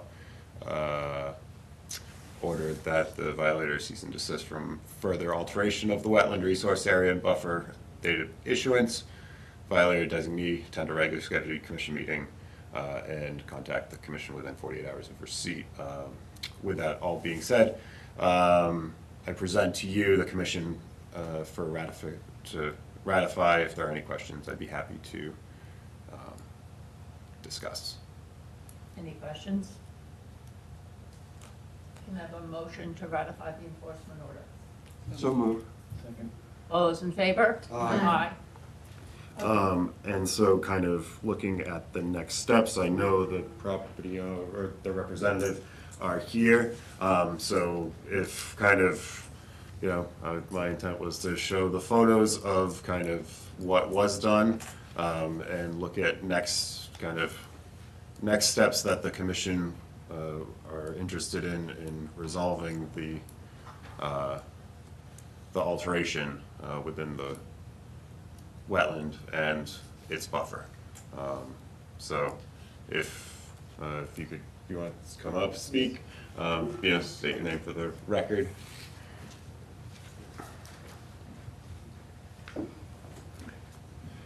Good evening. Oh yeah, you can sit. Yeah, no, Wherever have a you seat, want. yeah. Have a seat. Yeah.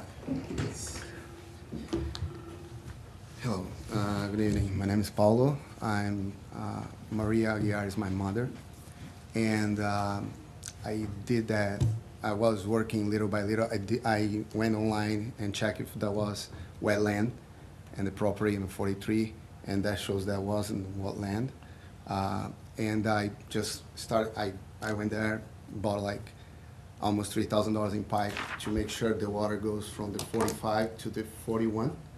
And that's why I honestly didn't know that I needed a design plan or anything like that, because I just saw there wasn't a wetland area.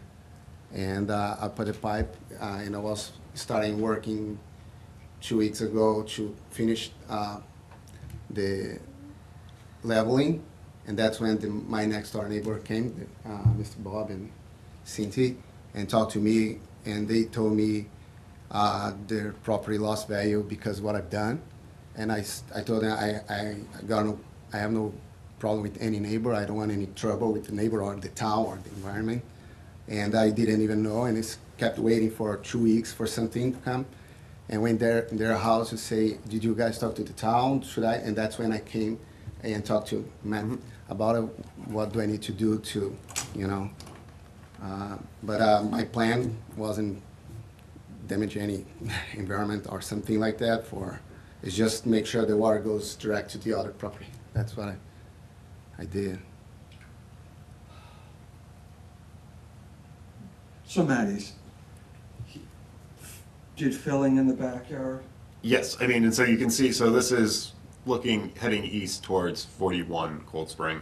Again, this is kind of the head wall, for lack of a better term. And the kind of sketch provided by the wetland scientist hired by the abutter, shows kind of the wetland series and flags demarcated on it. So in terms of, there's certainly water present. There's, again, this is the kind of the start of somewhere in this general location, being 45 Cold Spring Road, in the back of the somewhere in here. So shows the wetland delineated on the south. Again, the photos on the other end kind of show the wetland delineated to the north. So there was some connectivity that was filled in and was. So was this overland flow, or was this a vegetated wetland? Again, so in. Or something that was culverted across the I don't think, there wasn't any culvert, there wasn't piping. No. So it was overland flow. There was just like a lot of crap leaves and a lot of. Then why the piping if it was overland flow before? Because he was filling it? Yeah, so, as you see down here, it's. Yeah, because there was, all the fall was hard to keep cleaning the leaves and stuff like that. Yeah. And then I put the pipe and that was when I was gonna finish that area there. So your intent was to have lawn over the pipe? Yeah.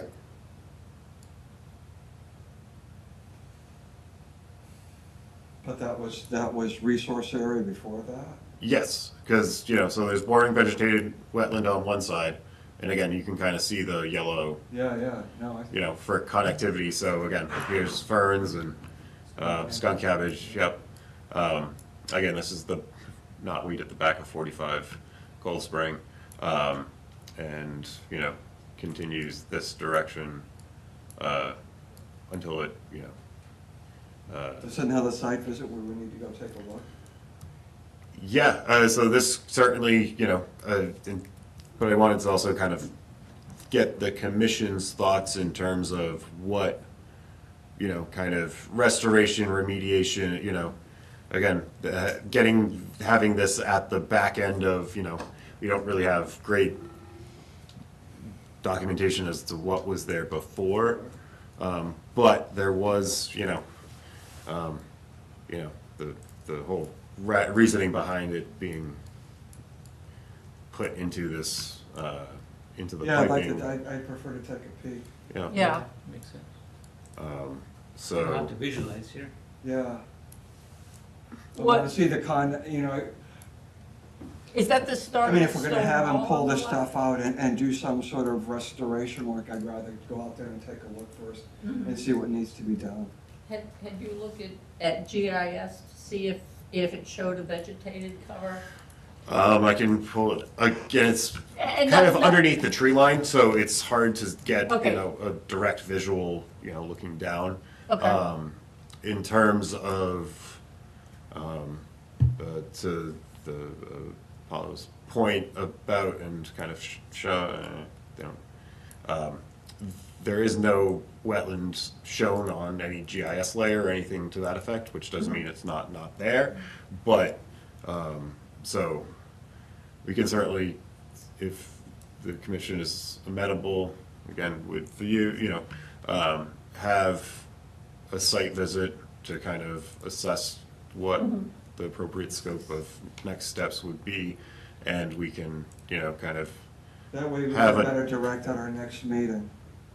Okay.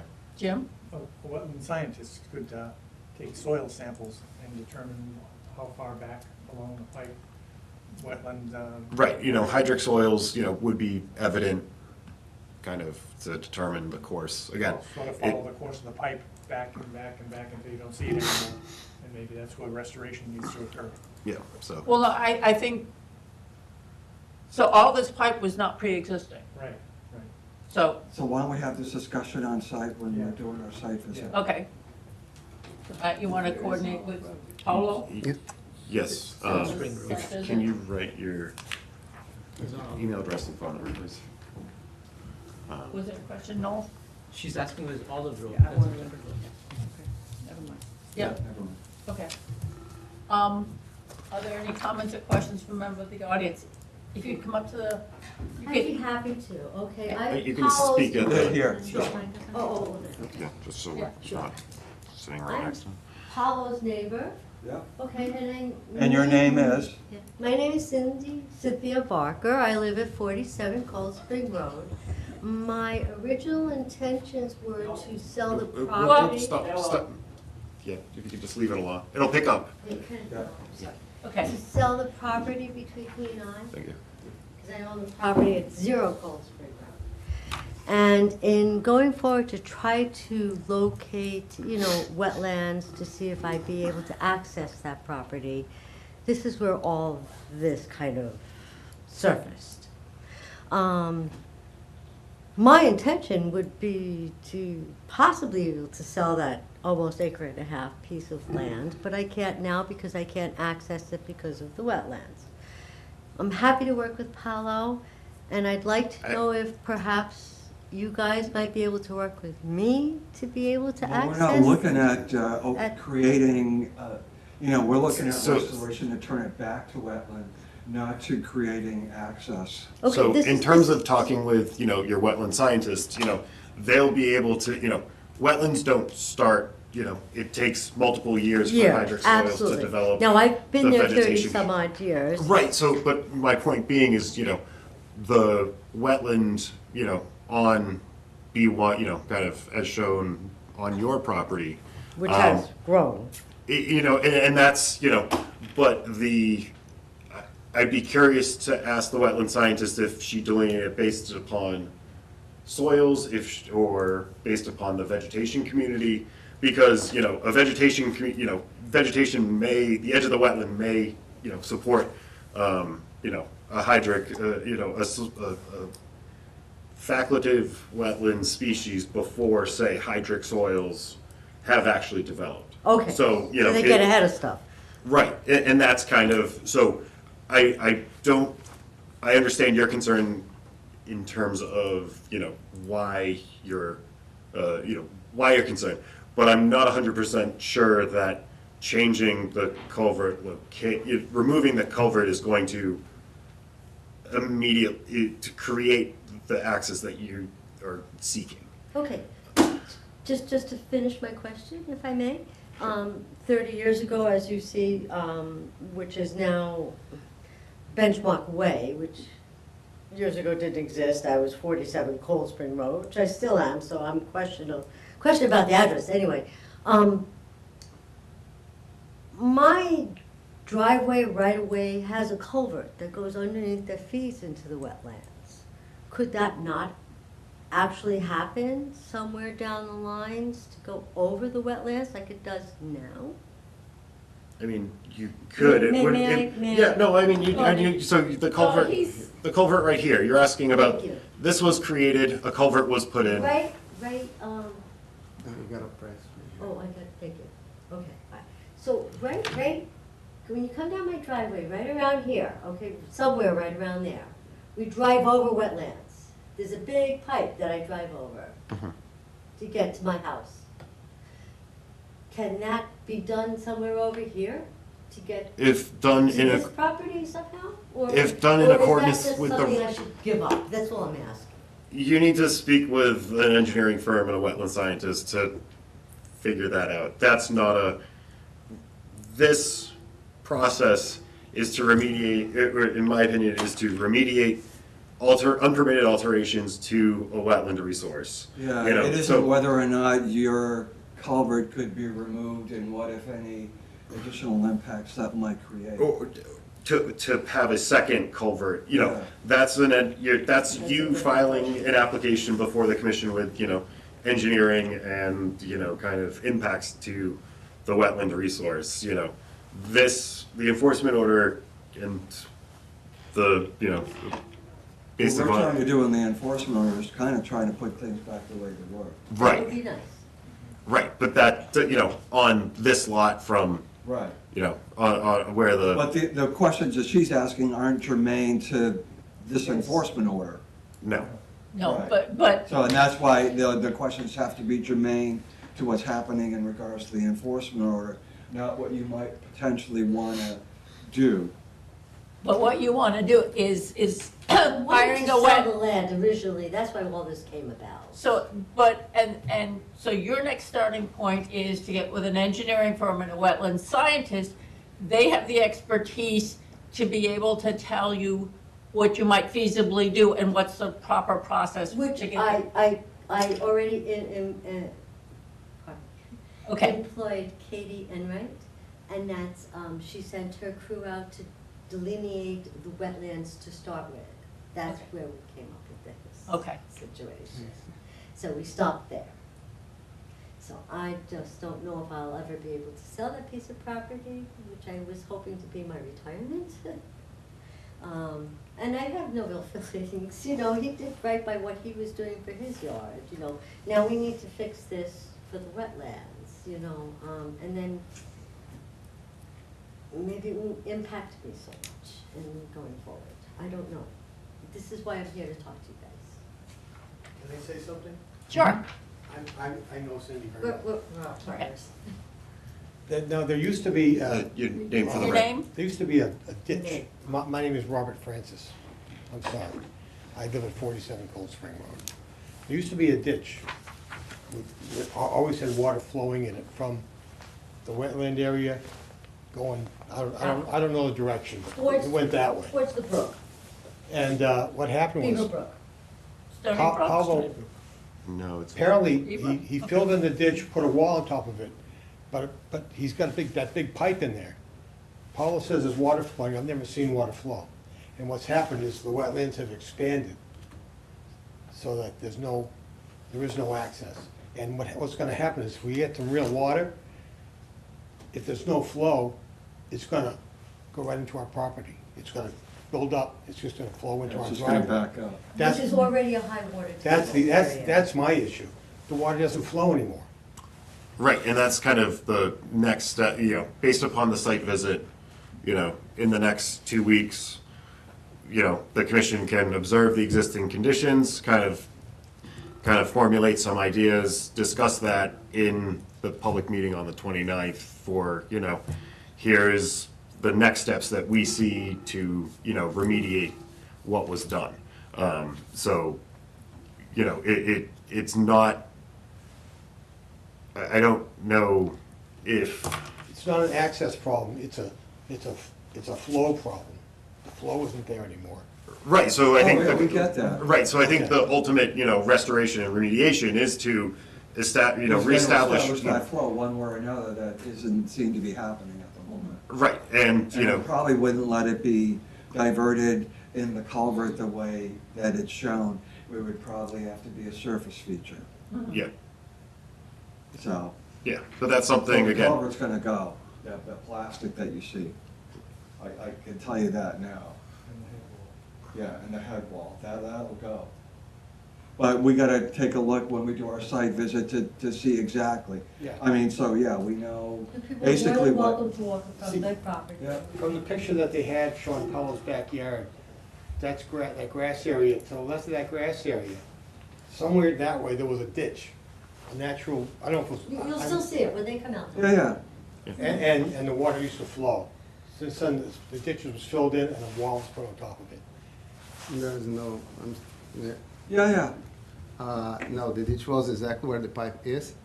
And the reason, he told me that wasn't working, the pipe, because there's no water for now, it's just in the spring. And we have a dry summer, so it's all dry. So that's why, and I told him that was working, because before I close it up there, I check it out before. Well, and still that's- dries up, you see the water sitting No, there. that's not That's the reason. a recent. Yeah, So let's have our site visit, and we're gonna meet, and we're gonna have a chat, and we're gonna see, and we're gonna come back on the 29th, and we're gonna move forward. Very good, thank Thank you all very very much. Thank And I you. mean no ill to my neighbor. I really, truly don't. I mean no ill. This all came No, out we're all by looking good. to try to sell my piece of property. Sure. All right. So we're just gonna, we'll do our site visit. Yeah, and, so Matt will be in continue on touch the with some 29th. dates, and we'll continue the conversation on the 29th. It's okay, 7:30. I'll be in touch. Okay. All right. Okay. Thank you all very, very much for Thank your you. time. Okay, and then at 7:55, we have a discussion of applicability to regulations for 113 Concord Road. Thank you. So as part of, we can start off, this came before my office for a building permit application. A couple sections of the construction plan were included in my email. In our review,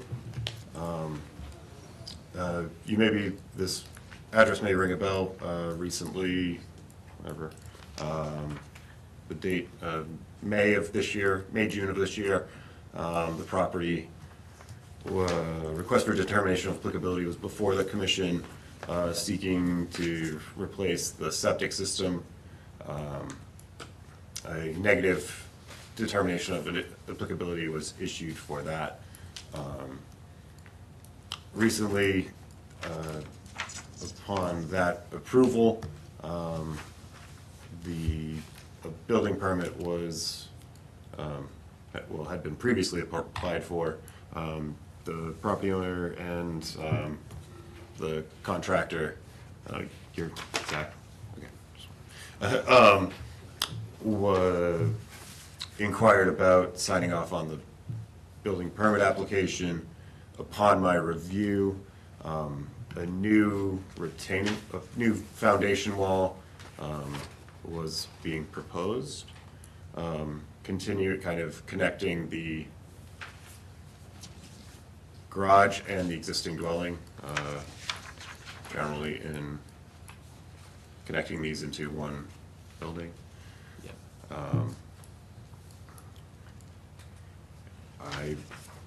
As an alteration is being proposed, it was as an alteration was occurring within 100 foot of a delineated wetland, I thought they should file a request for determination of applicability. Again, the area of excavation was fairly limited. They've requested consideration before the commission. If you'd like to kind of discuss, I'd be more than happy to have a discussion. Yep. My name is Zachary Sindoni. I'm one of the owners of Sindoni Bros Construction. I know Adrienne Williams very well. She's a co-worker to my wife at Anna Jake's Hospital. So prior history to the building application, we've been in this process for probably over a year now, probably getting to that point. And as it was stated before, when we initially filed for the building permit with the old administration, the old commissioner, they did not flag that conservation was applicable. Because to his understanding and to my understanding that we weren't expanding the building envelope, that we were staying within the building envelope, and that we would be grandfathered in with the existing structure. And so I think me and him were kind of on the same page about that, and he didn't file, or didn't, basically said that the conservation was applicable in terms of the building scope. And so we never got any information that we would, be flagged by conservation, because it was never sent to conservation for review. But then we were flagged by the health department because I was under the impression that this was a deeded 4-bedroom house, and it is a deeded 3-bedroom house. So Sean Pettis has been working with Sam from the health department to, obviously file for a new 4-bedroom septic design that had to go through conservation for approval. And then, so we've been in this process for over a year, and, as the health department approved and has gone back to the building department again, obviously new administration, new commissioner, conservation did flag the building scope at this point, and I know we've been into this process for a year, but I wanted to see if, it is possible, or do we need to file an intent with the conservation to determine whether or not we are impeding into the wetlands, or if we're staying within building scope or building envelope. So that was my impression, but I wanted to hear your thoughts on, our next steps moving forward, and hopefully we could come to an expedited resolution, because we have been in this process for about a year, so. So what do you think? Is this like a minor mod? No, so essentially, if I could answer that question, there is an existing dining room off the back. Obviously, the bump out of the existing structure is a dining room area, which it's not encapsulated in a full foundation or a frost wall. It's actually held up by those 3 footings and lally posts.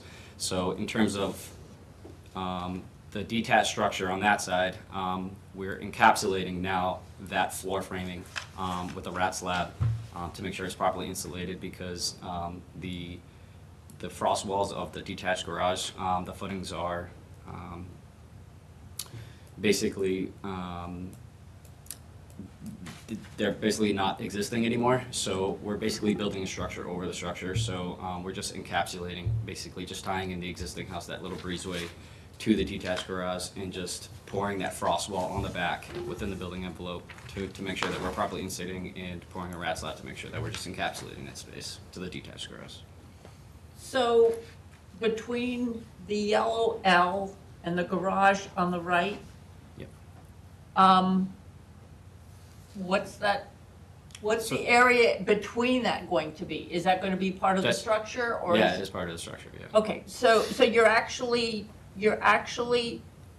installing a foundation to better support the structure, but you're also, that foundation will allow you to do construction on top of the foundation, so that the house itself can be more directly connected to the garage? That's correct.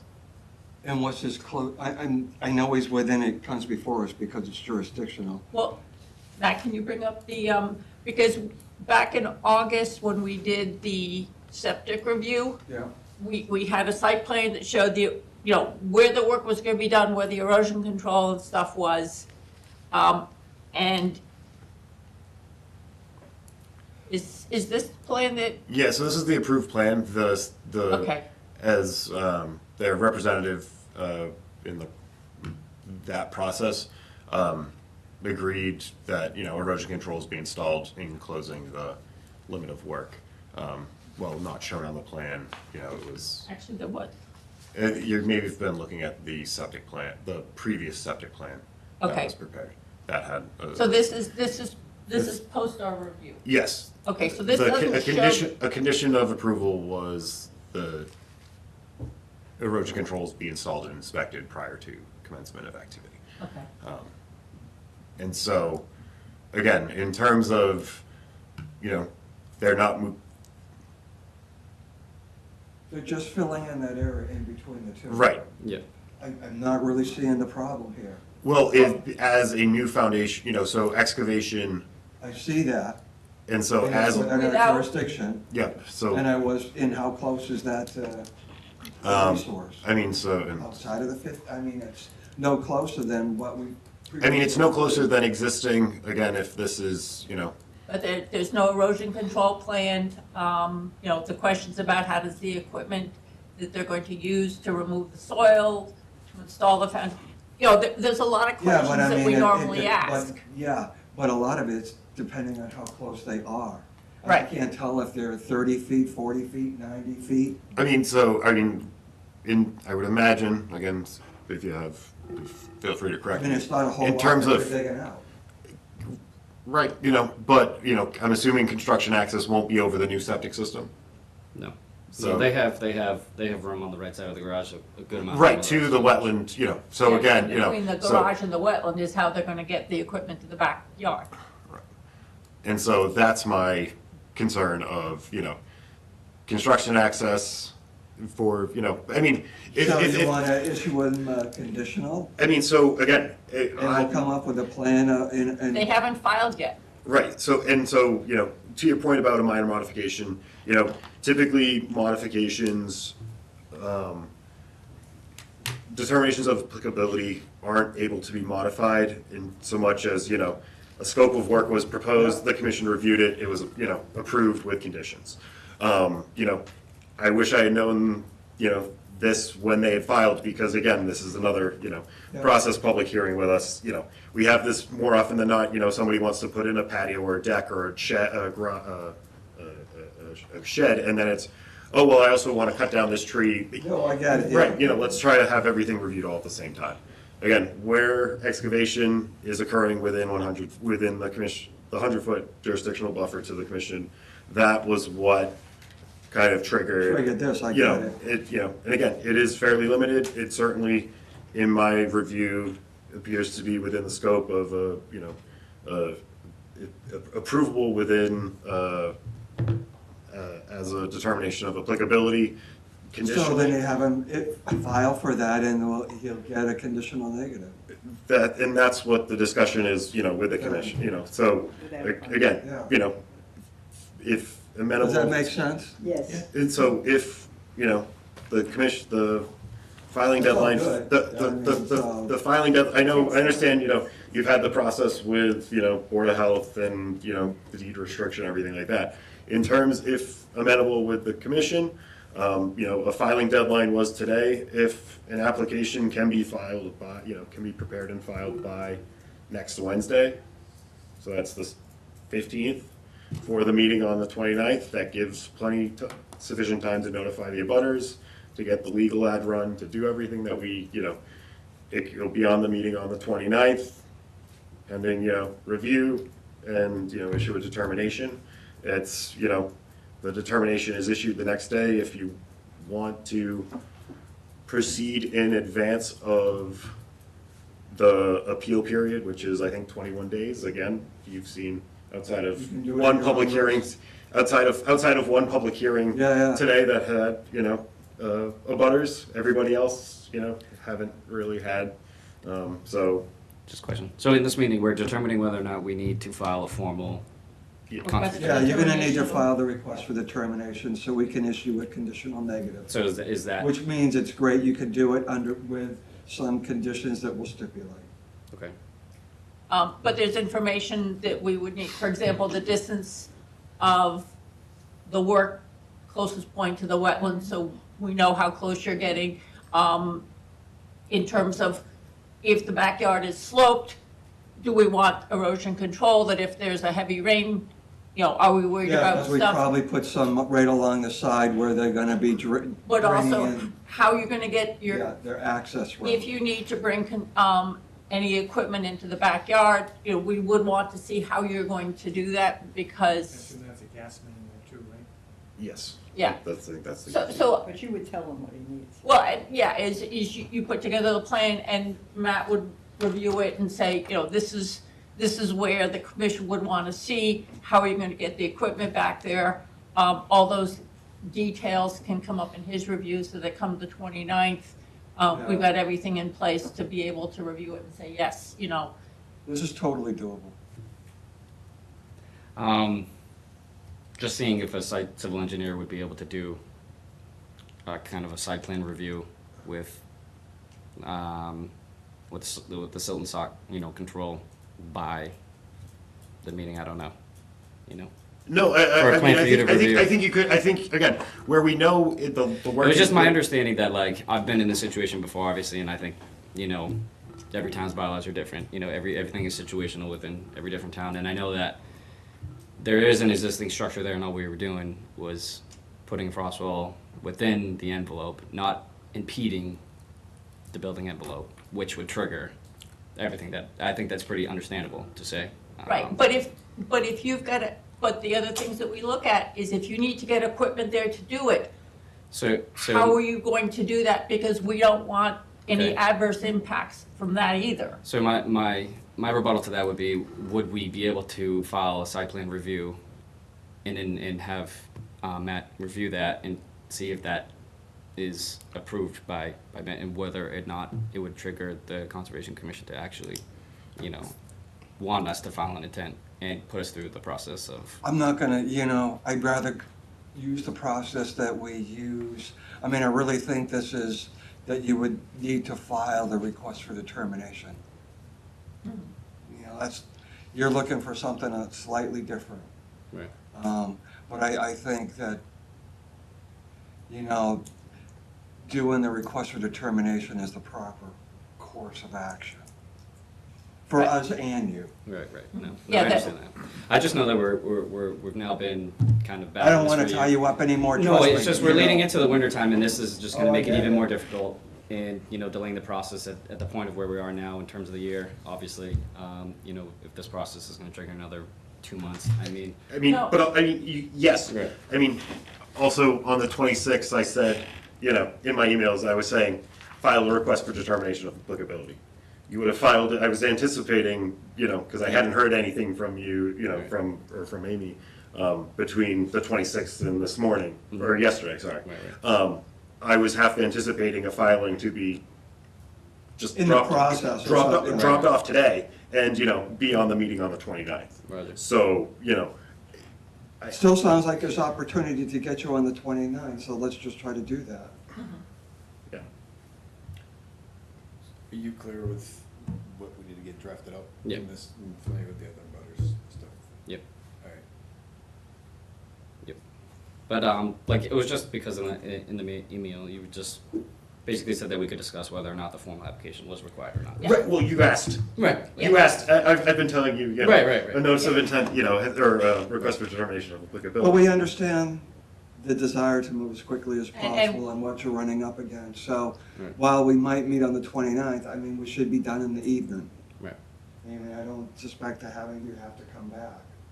Roger. And then you're off, you know, at your own risk, and you can just start having at it. Right. When would you start construction?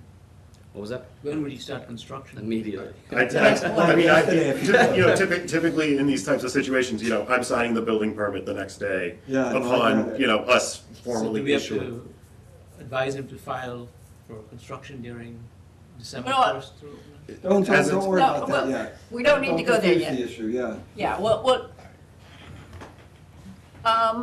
does the December 1st to? Typically, I don't include that on determinations, again. So Yeah, that we're not wouldn't even apply there to yet, this level. Yeah, so. Yeah, He has to come in after that date and ask for it. Well, no, because it's required, that's for NOI. yeah, for special conditions, Okay. they typically don't include that on On determinations. a request for determination. Yeah, so Okay, that wouldn't great. be Even applied, better. that wouldn't apply to this Even scenario. better. It'll work. No, it'll work. We'll see you on the 29th. Roger.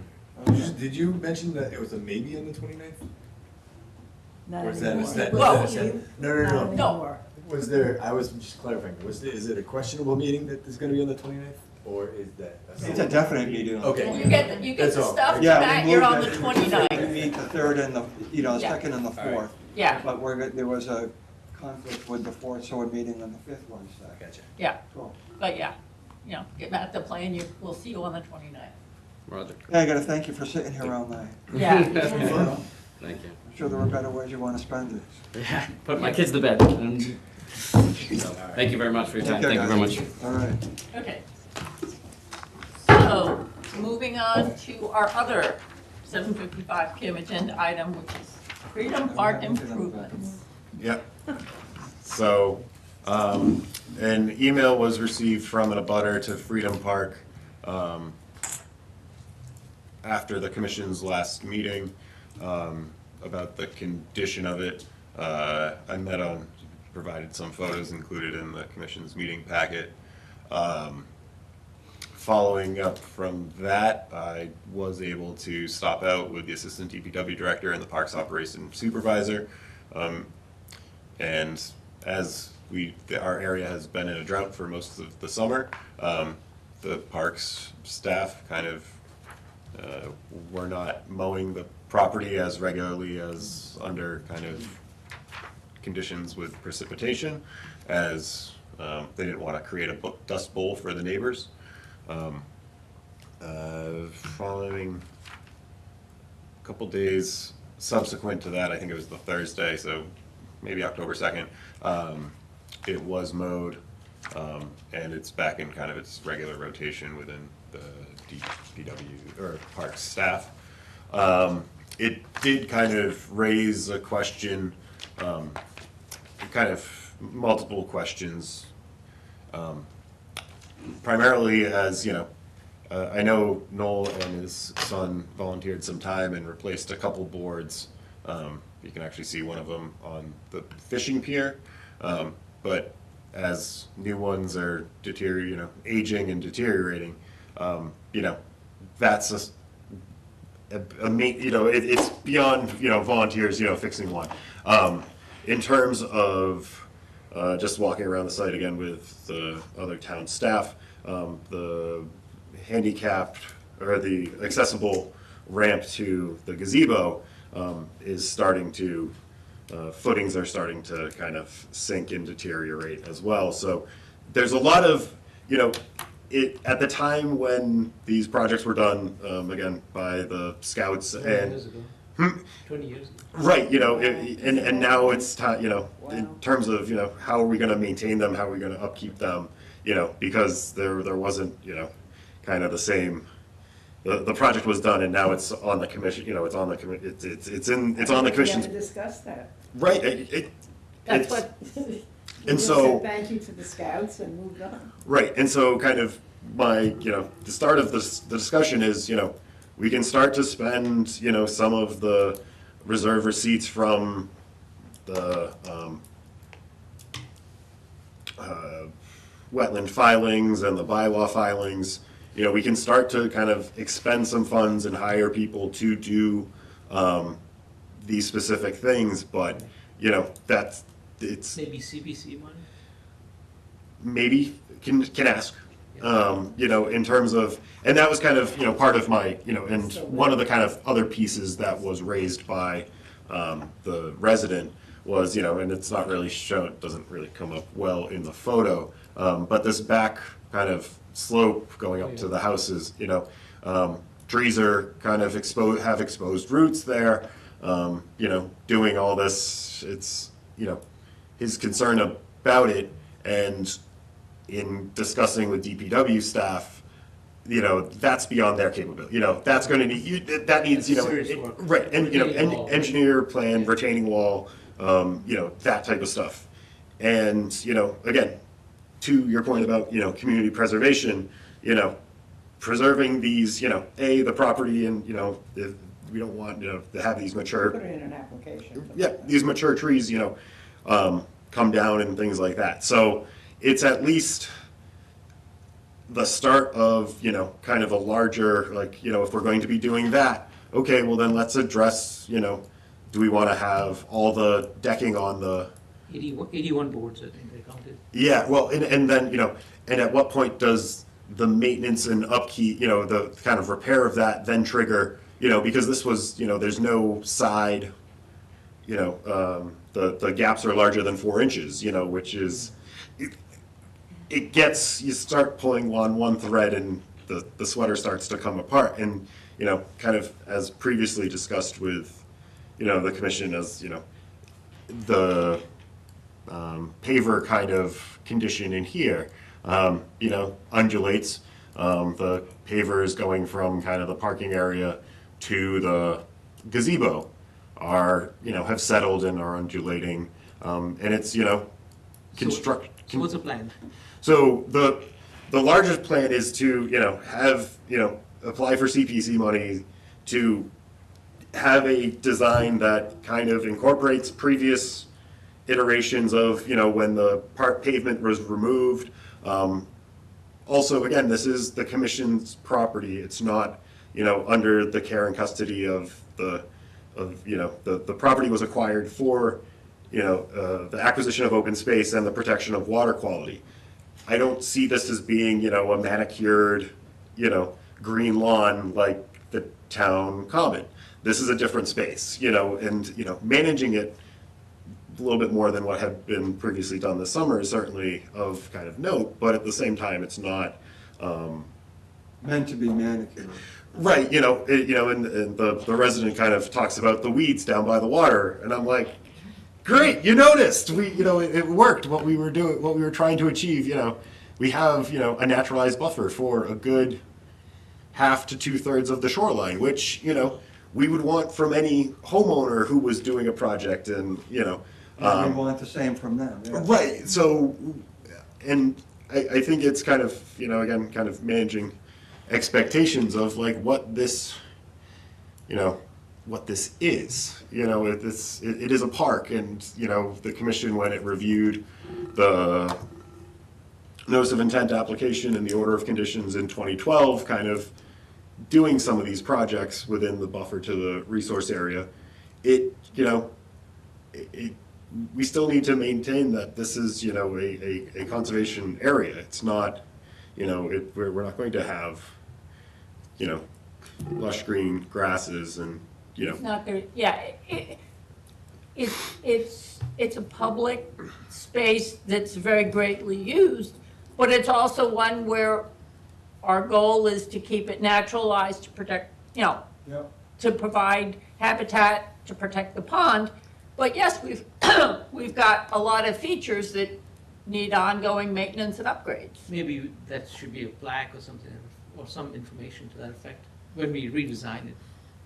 Well, and that's the thing is, you know, some of this is, and I think this is where Matt's kind of looking for, the commission to think and basically say, okay,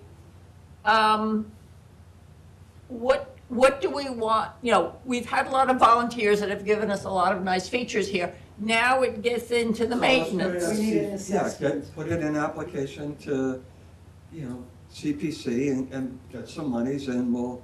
But some of it is also for us as the board that has care and custody, is what are the items we want to have on that, what are the We'll have to put that in that application. Right, we have to come up. We don't have to do that tonight. No, but we need to come up with a list of what Right. goes in the application. Maybe another site visit, as a group. I mean, some Yeah, of us have not seen the it same in a day. gym, and you and I. Not the same day.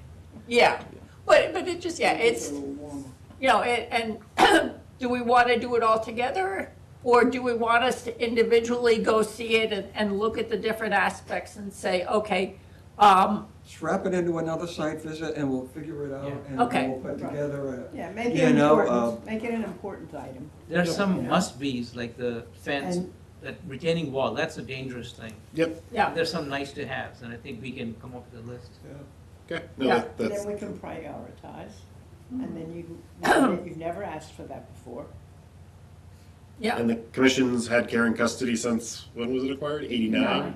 89. So, you know, I mean, it's legitimate. Well, and until they got rid of the parking lot, there was nothing to, Yeah. And we might also ask for public feedback.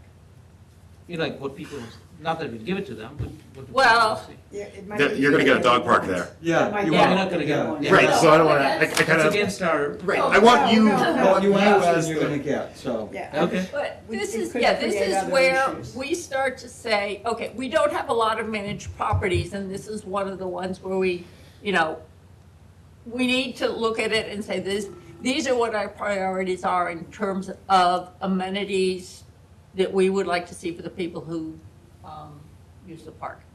I think it's in December, when there'll be, you know, Yep. people come and just say what needs are out there. Mhm. It's not when you're formally declaring it. Yep. No, okay. So later in October, early November? yep, I will try You to, don't have to have all of them. You know, we can figure out after. Uh, No, we should be able to have it nailed down pretty well. At least the big, Yeah, the big items. The big Yeah. items. Okay. Yeah, Okay. It's gonna be in the tens of thousands. yeah, The retaining wall alone. oh, no, oh, add a zero. Maybe in the hundreds of thousands. Add a zero. yeah. I mean, there's a chain link fence along the side of that slope, and there's enough erosion that you can see the concrete that the posts for the fence are holding in place. Yeah. So, okay, Yeah. thank you for, Okay, I so, appreciate we'll schedule a site visit, I have kind of direction on where to go. Okay. The next item on the agenda was a discussion on the town meeting article, special town meeting articles, potentially take positions. If there's any questions, I can try to entertain them if we have, you know, I'm not going to. if there's no, I didn't see anything. I didn't really. Was there anything there? I missed it. I I offered opened it up to us. I offered to you, so, you know, ask if you feel I inclined. scanned them and it's kind of like, none of them really screamed conservation to me. No. It's the open space stuff, the nutting field is there, but that's not conservation. Well, no positions. Thank you. And there'll be an all boards meeting in case something happens. And I can confirm that, I will confirm that the town clerk will be hosting an all boards meeting. In the event the commission, will there be a quorum, is a quorum planning on attending? Who's going? So what? It's, Town meeting, it's in the evening, right? 27th. 7 PM, I think, right? Yes. In the gym. Okay. So, in the event that the commission is called upon, there will be a quorum, I will confirm that an all boards meeting will be posted by the town clerk. Okay. The COC request from, for DP file number 334-1693, I have not heard anything back from the requester. Into kind of the discussion and action items, 20 Keys Road was a potential alteration within 100 feet of the Keys water body. Plan to follow up, reach out to them and let them know of restrictions, being as most of the property is within 100 feet of a resource area. 27 Tenney Road, this was a couple of trees were removed potentially within the 100-foot buffer. Need to, now that aerial imagery, updated aerial imagery is available, I can try and find and locate them and see their proximity to the wetland resource area. We could just walk on the property and we could point out stumps.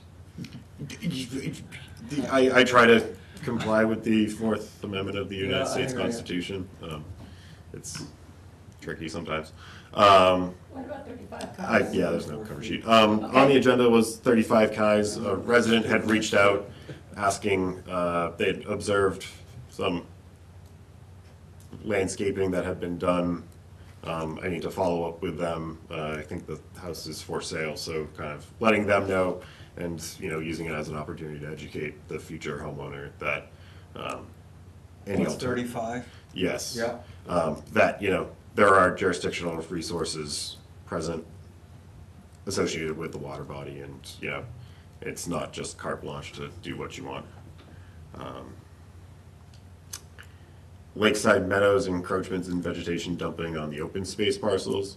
In terms of encroachments, we'd observed some mowing of little fingers of the open space along some of the roadways. You know, lawns were just kind of being mowed between, say, their property and the sidewalk.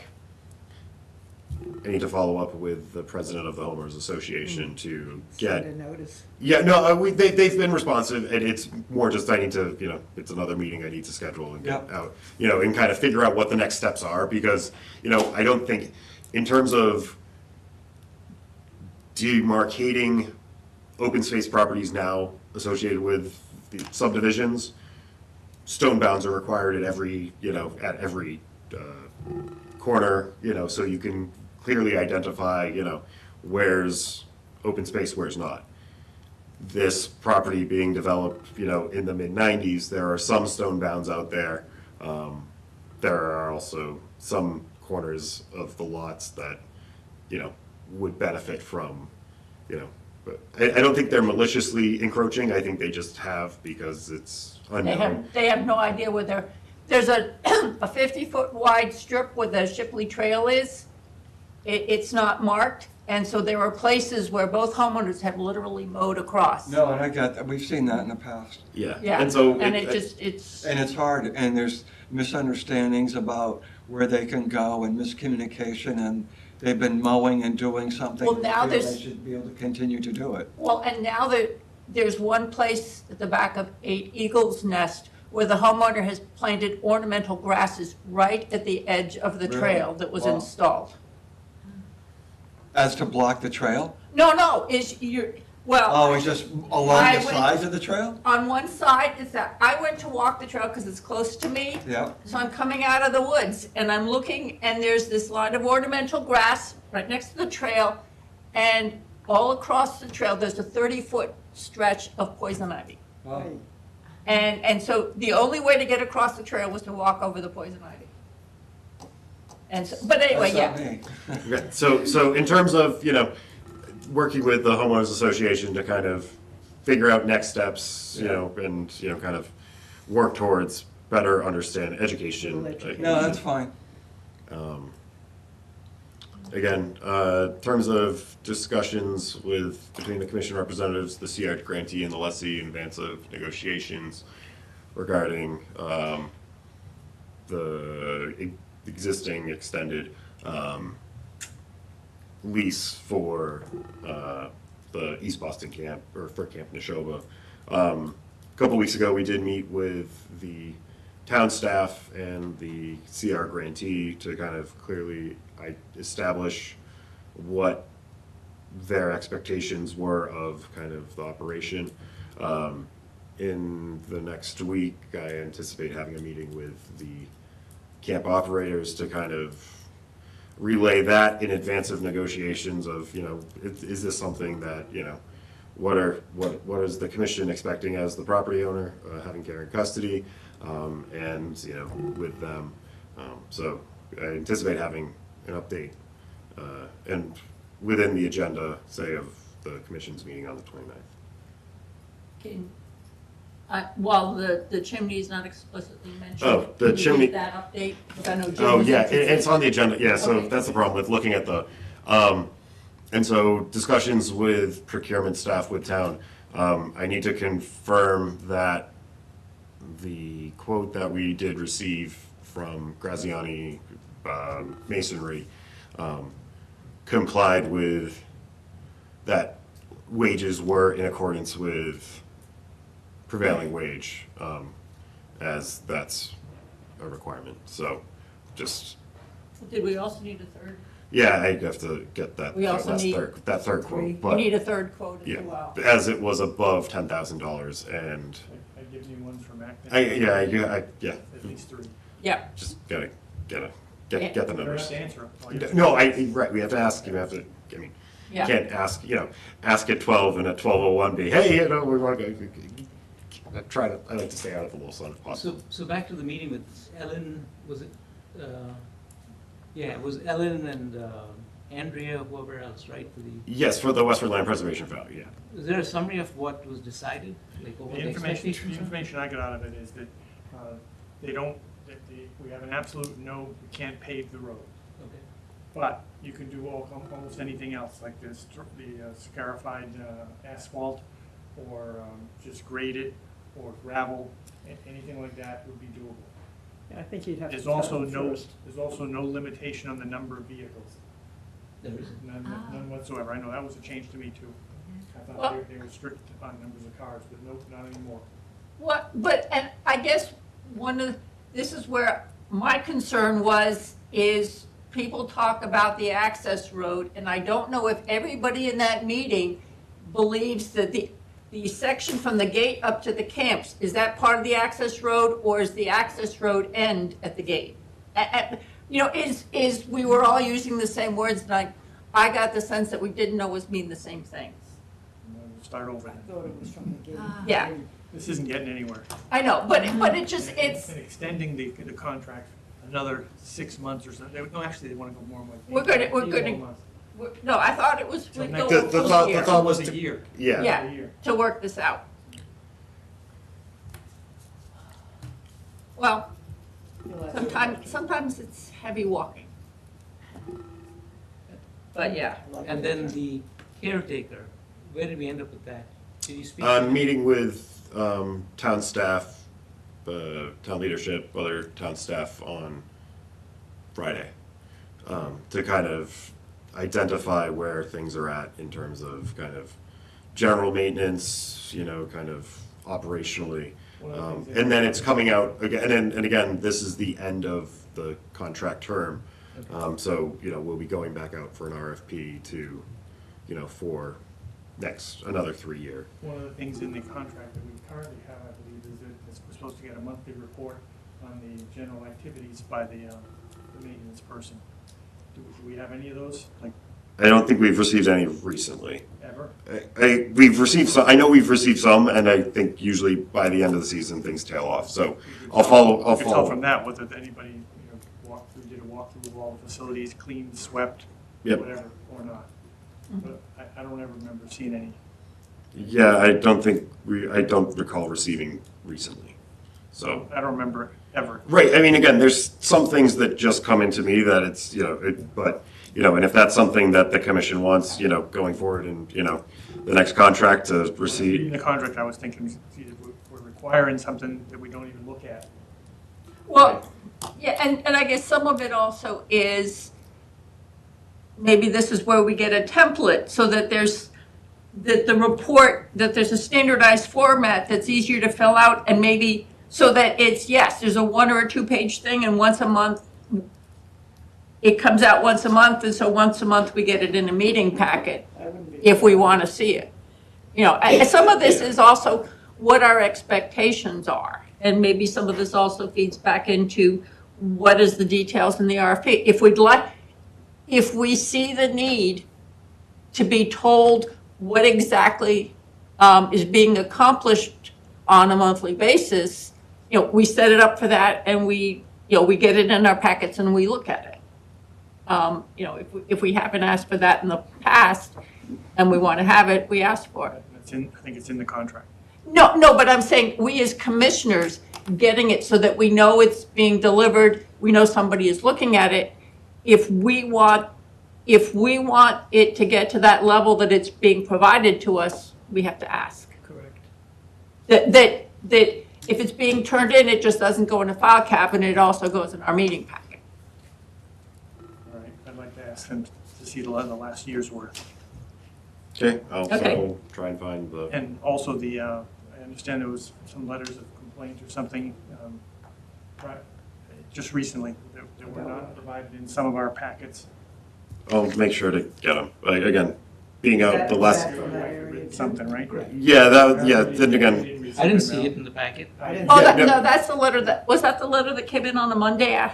This was 2 weeks ago. Yeah, no, but again, Before and the I wasn't meeting. here at the last meeting, so, Yeah, those are, if. The concern is, it's been over a year when she complained last about the same things. Okay.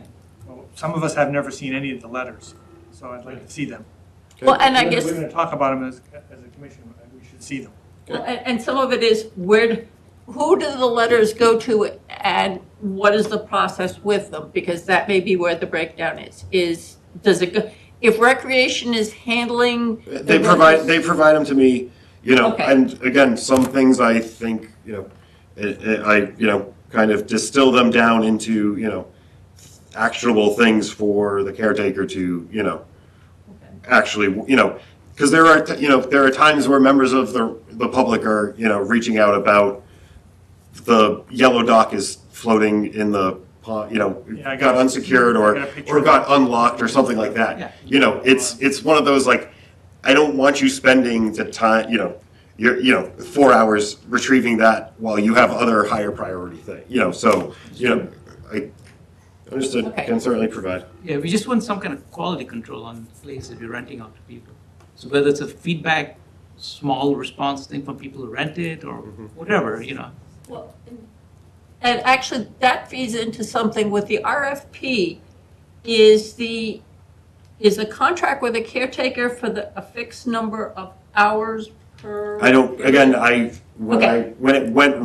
it went back out, I don't think I changed much from when Carol did it previously. Because that's from one when, of the. it was previously done there. Because one of the things we get also that come through to me is it the caretaker's responsibility to walk the property and pick up trash? And it's kind of like, when we've got these contracts, there's a framework, there are boundaries, and I think we need to understand if, what expectations exceed the capacity that would be to deal with it. And this is, this is just ongoing, this is our property, we need to manage it.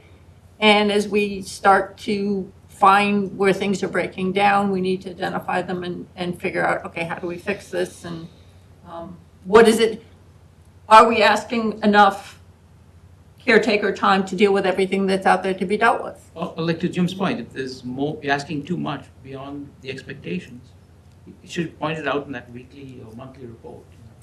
That's true too, yes. If they're getting more work than can be done under the contract, they need to be telling us.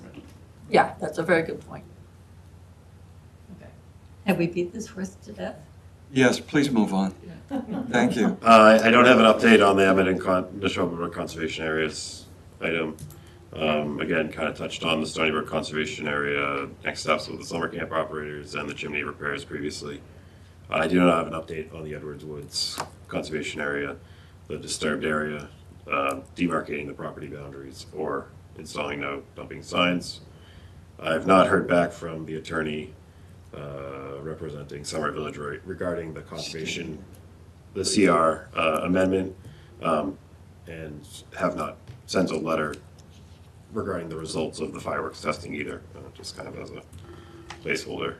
The open space and recreation plan, the survey is presently out. I will, it was in the town manager's newsletter. I can resend it to all y'all as well. And I provided the open space inventory, or open spaces inventory. I think there ended up being something like 500 rows of properties under the care and custody of the Conservation Commission, all the way through conservation restrictions, anything and everything, water department, land, recreation, school, parks. There's really, that was a pretty comprehensive list. I know they're working towards a draft of the actual plan for the committee members to review. I know where the appointment letters were recently sent out by the town manager's office, so I would anticipate meeting with them sometime shortly. The representatives from the various boards and at large in the upcoming weeks. I did not have a time to review the minutes, include for the meeting packet. Scheduling site visits, I have one at Freedom Park. I have one at 43 Cold Spring Road. I have one to the NIA North Beach between 42 and 46. Yeah. Yep. So, I wanted to make very obvious that that was what I was looking for. I think those were the site visits. That I'll schedule in the upcoming weeks, try to group some together geographically and reach out to everybody for times. Great. And you know you're only one person. Can I have a motion to adjourn? Second. All in favor? Aye. Aye.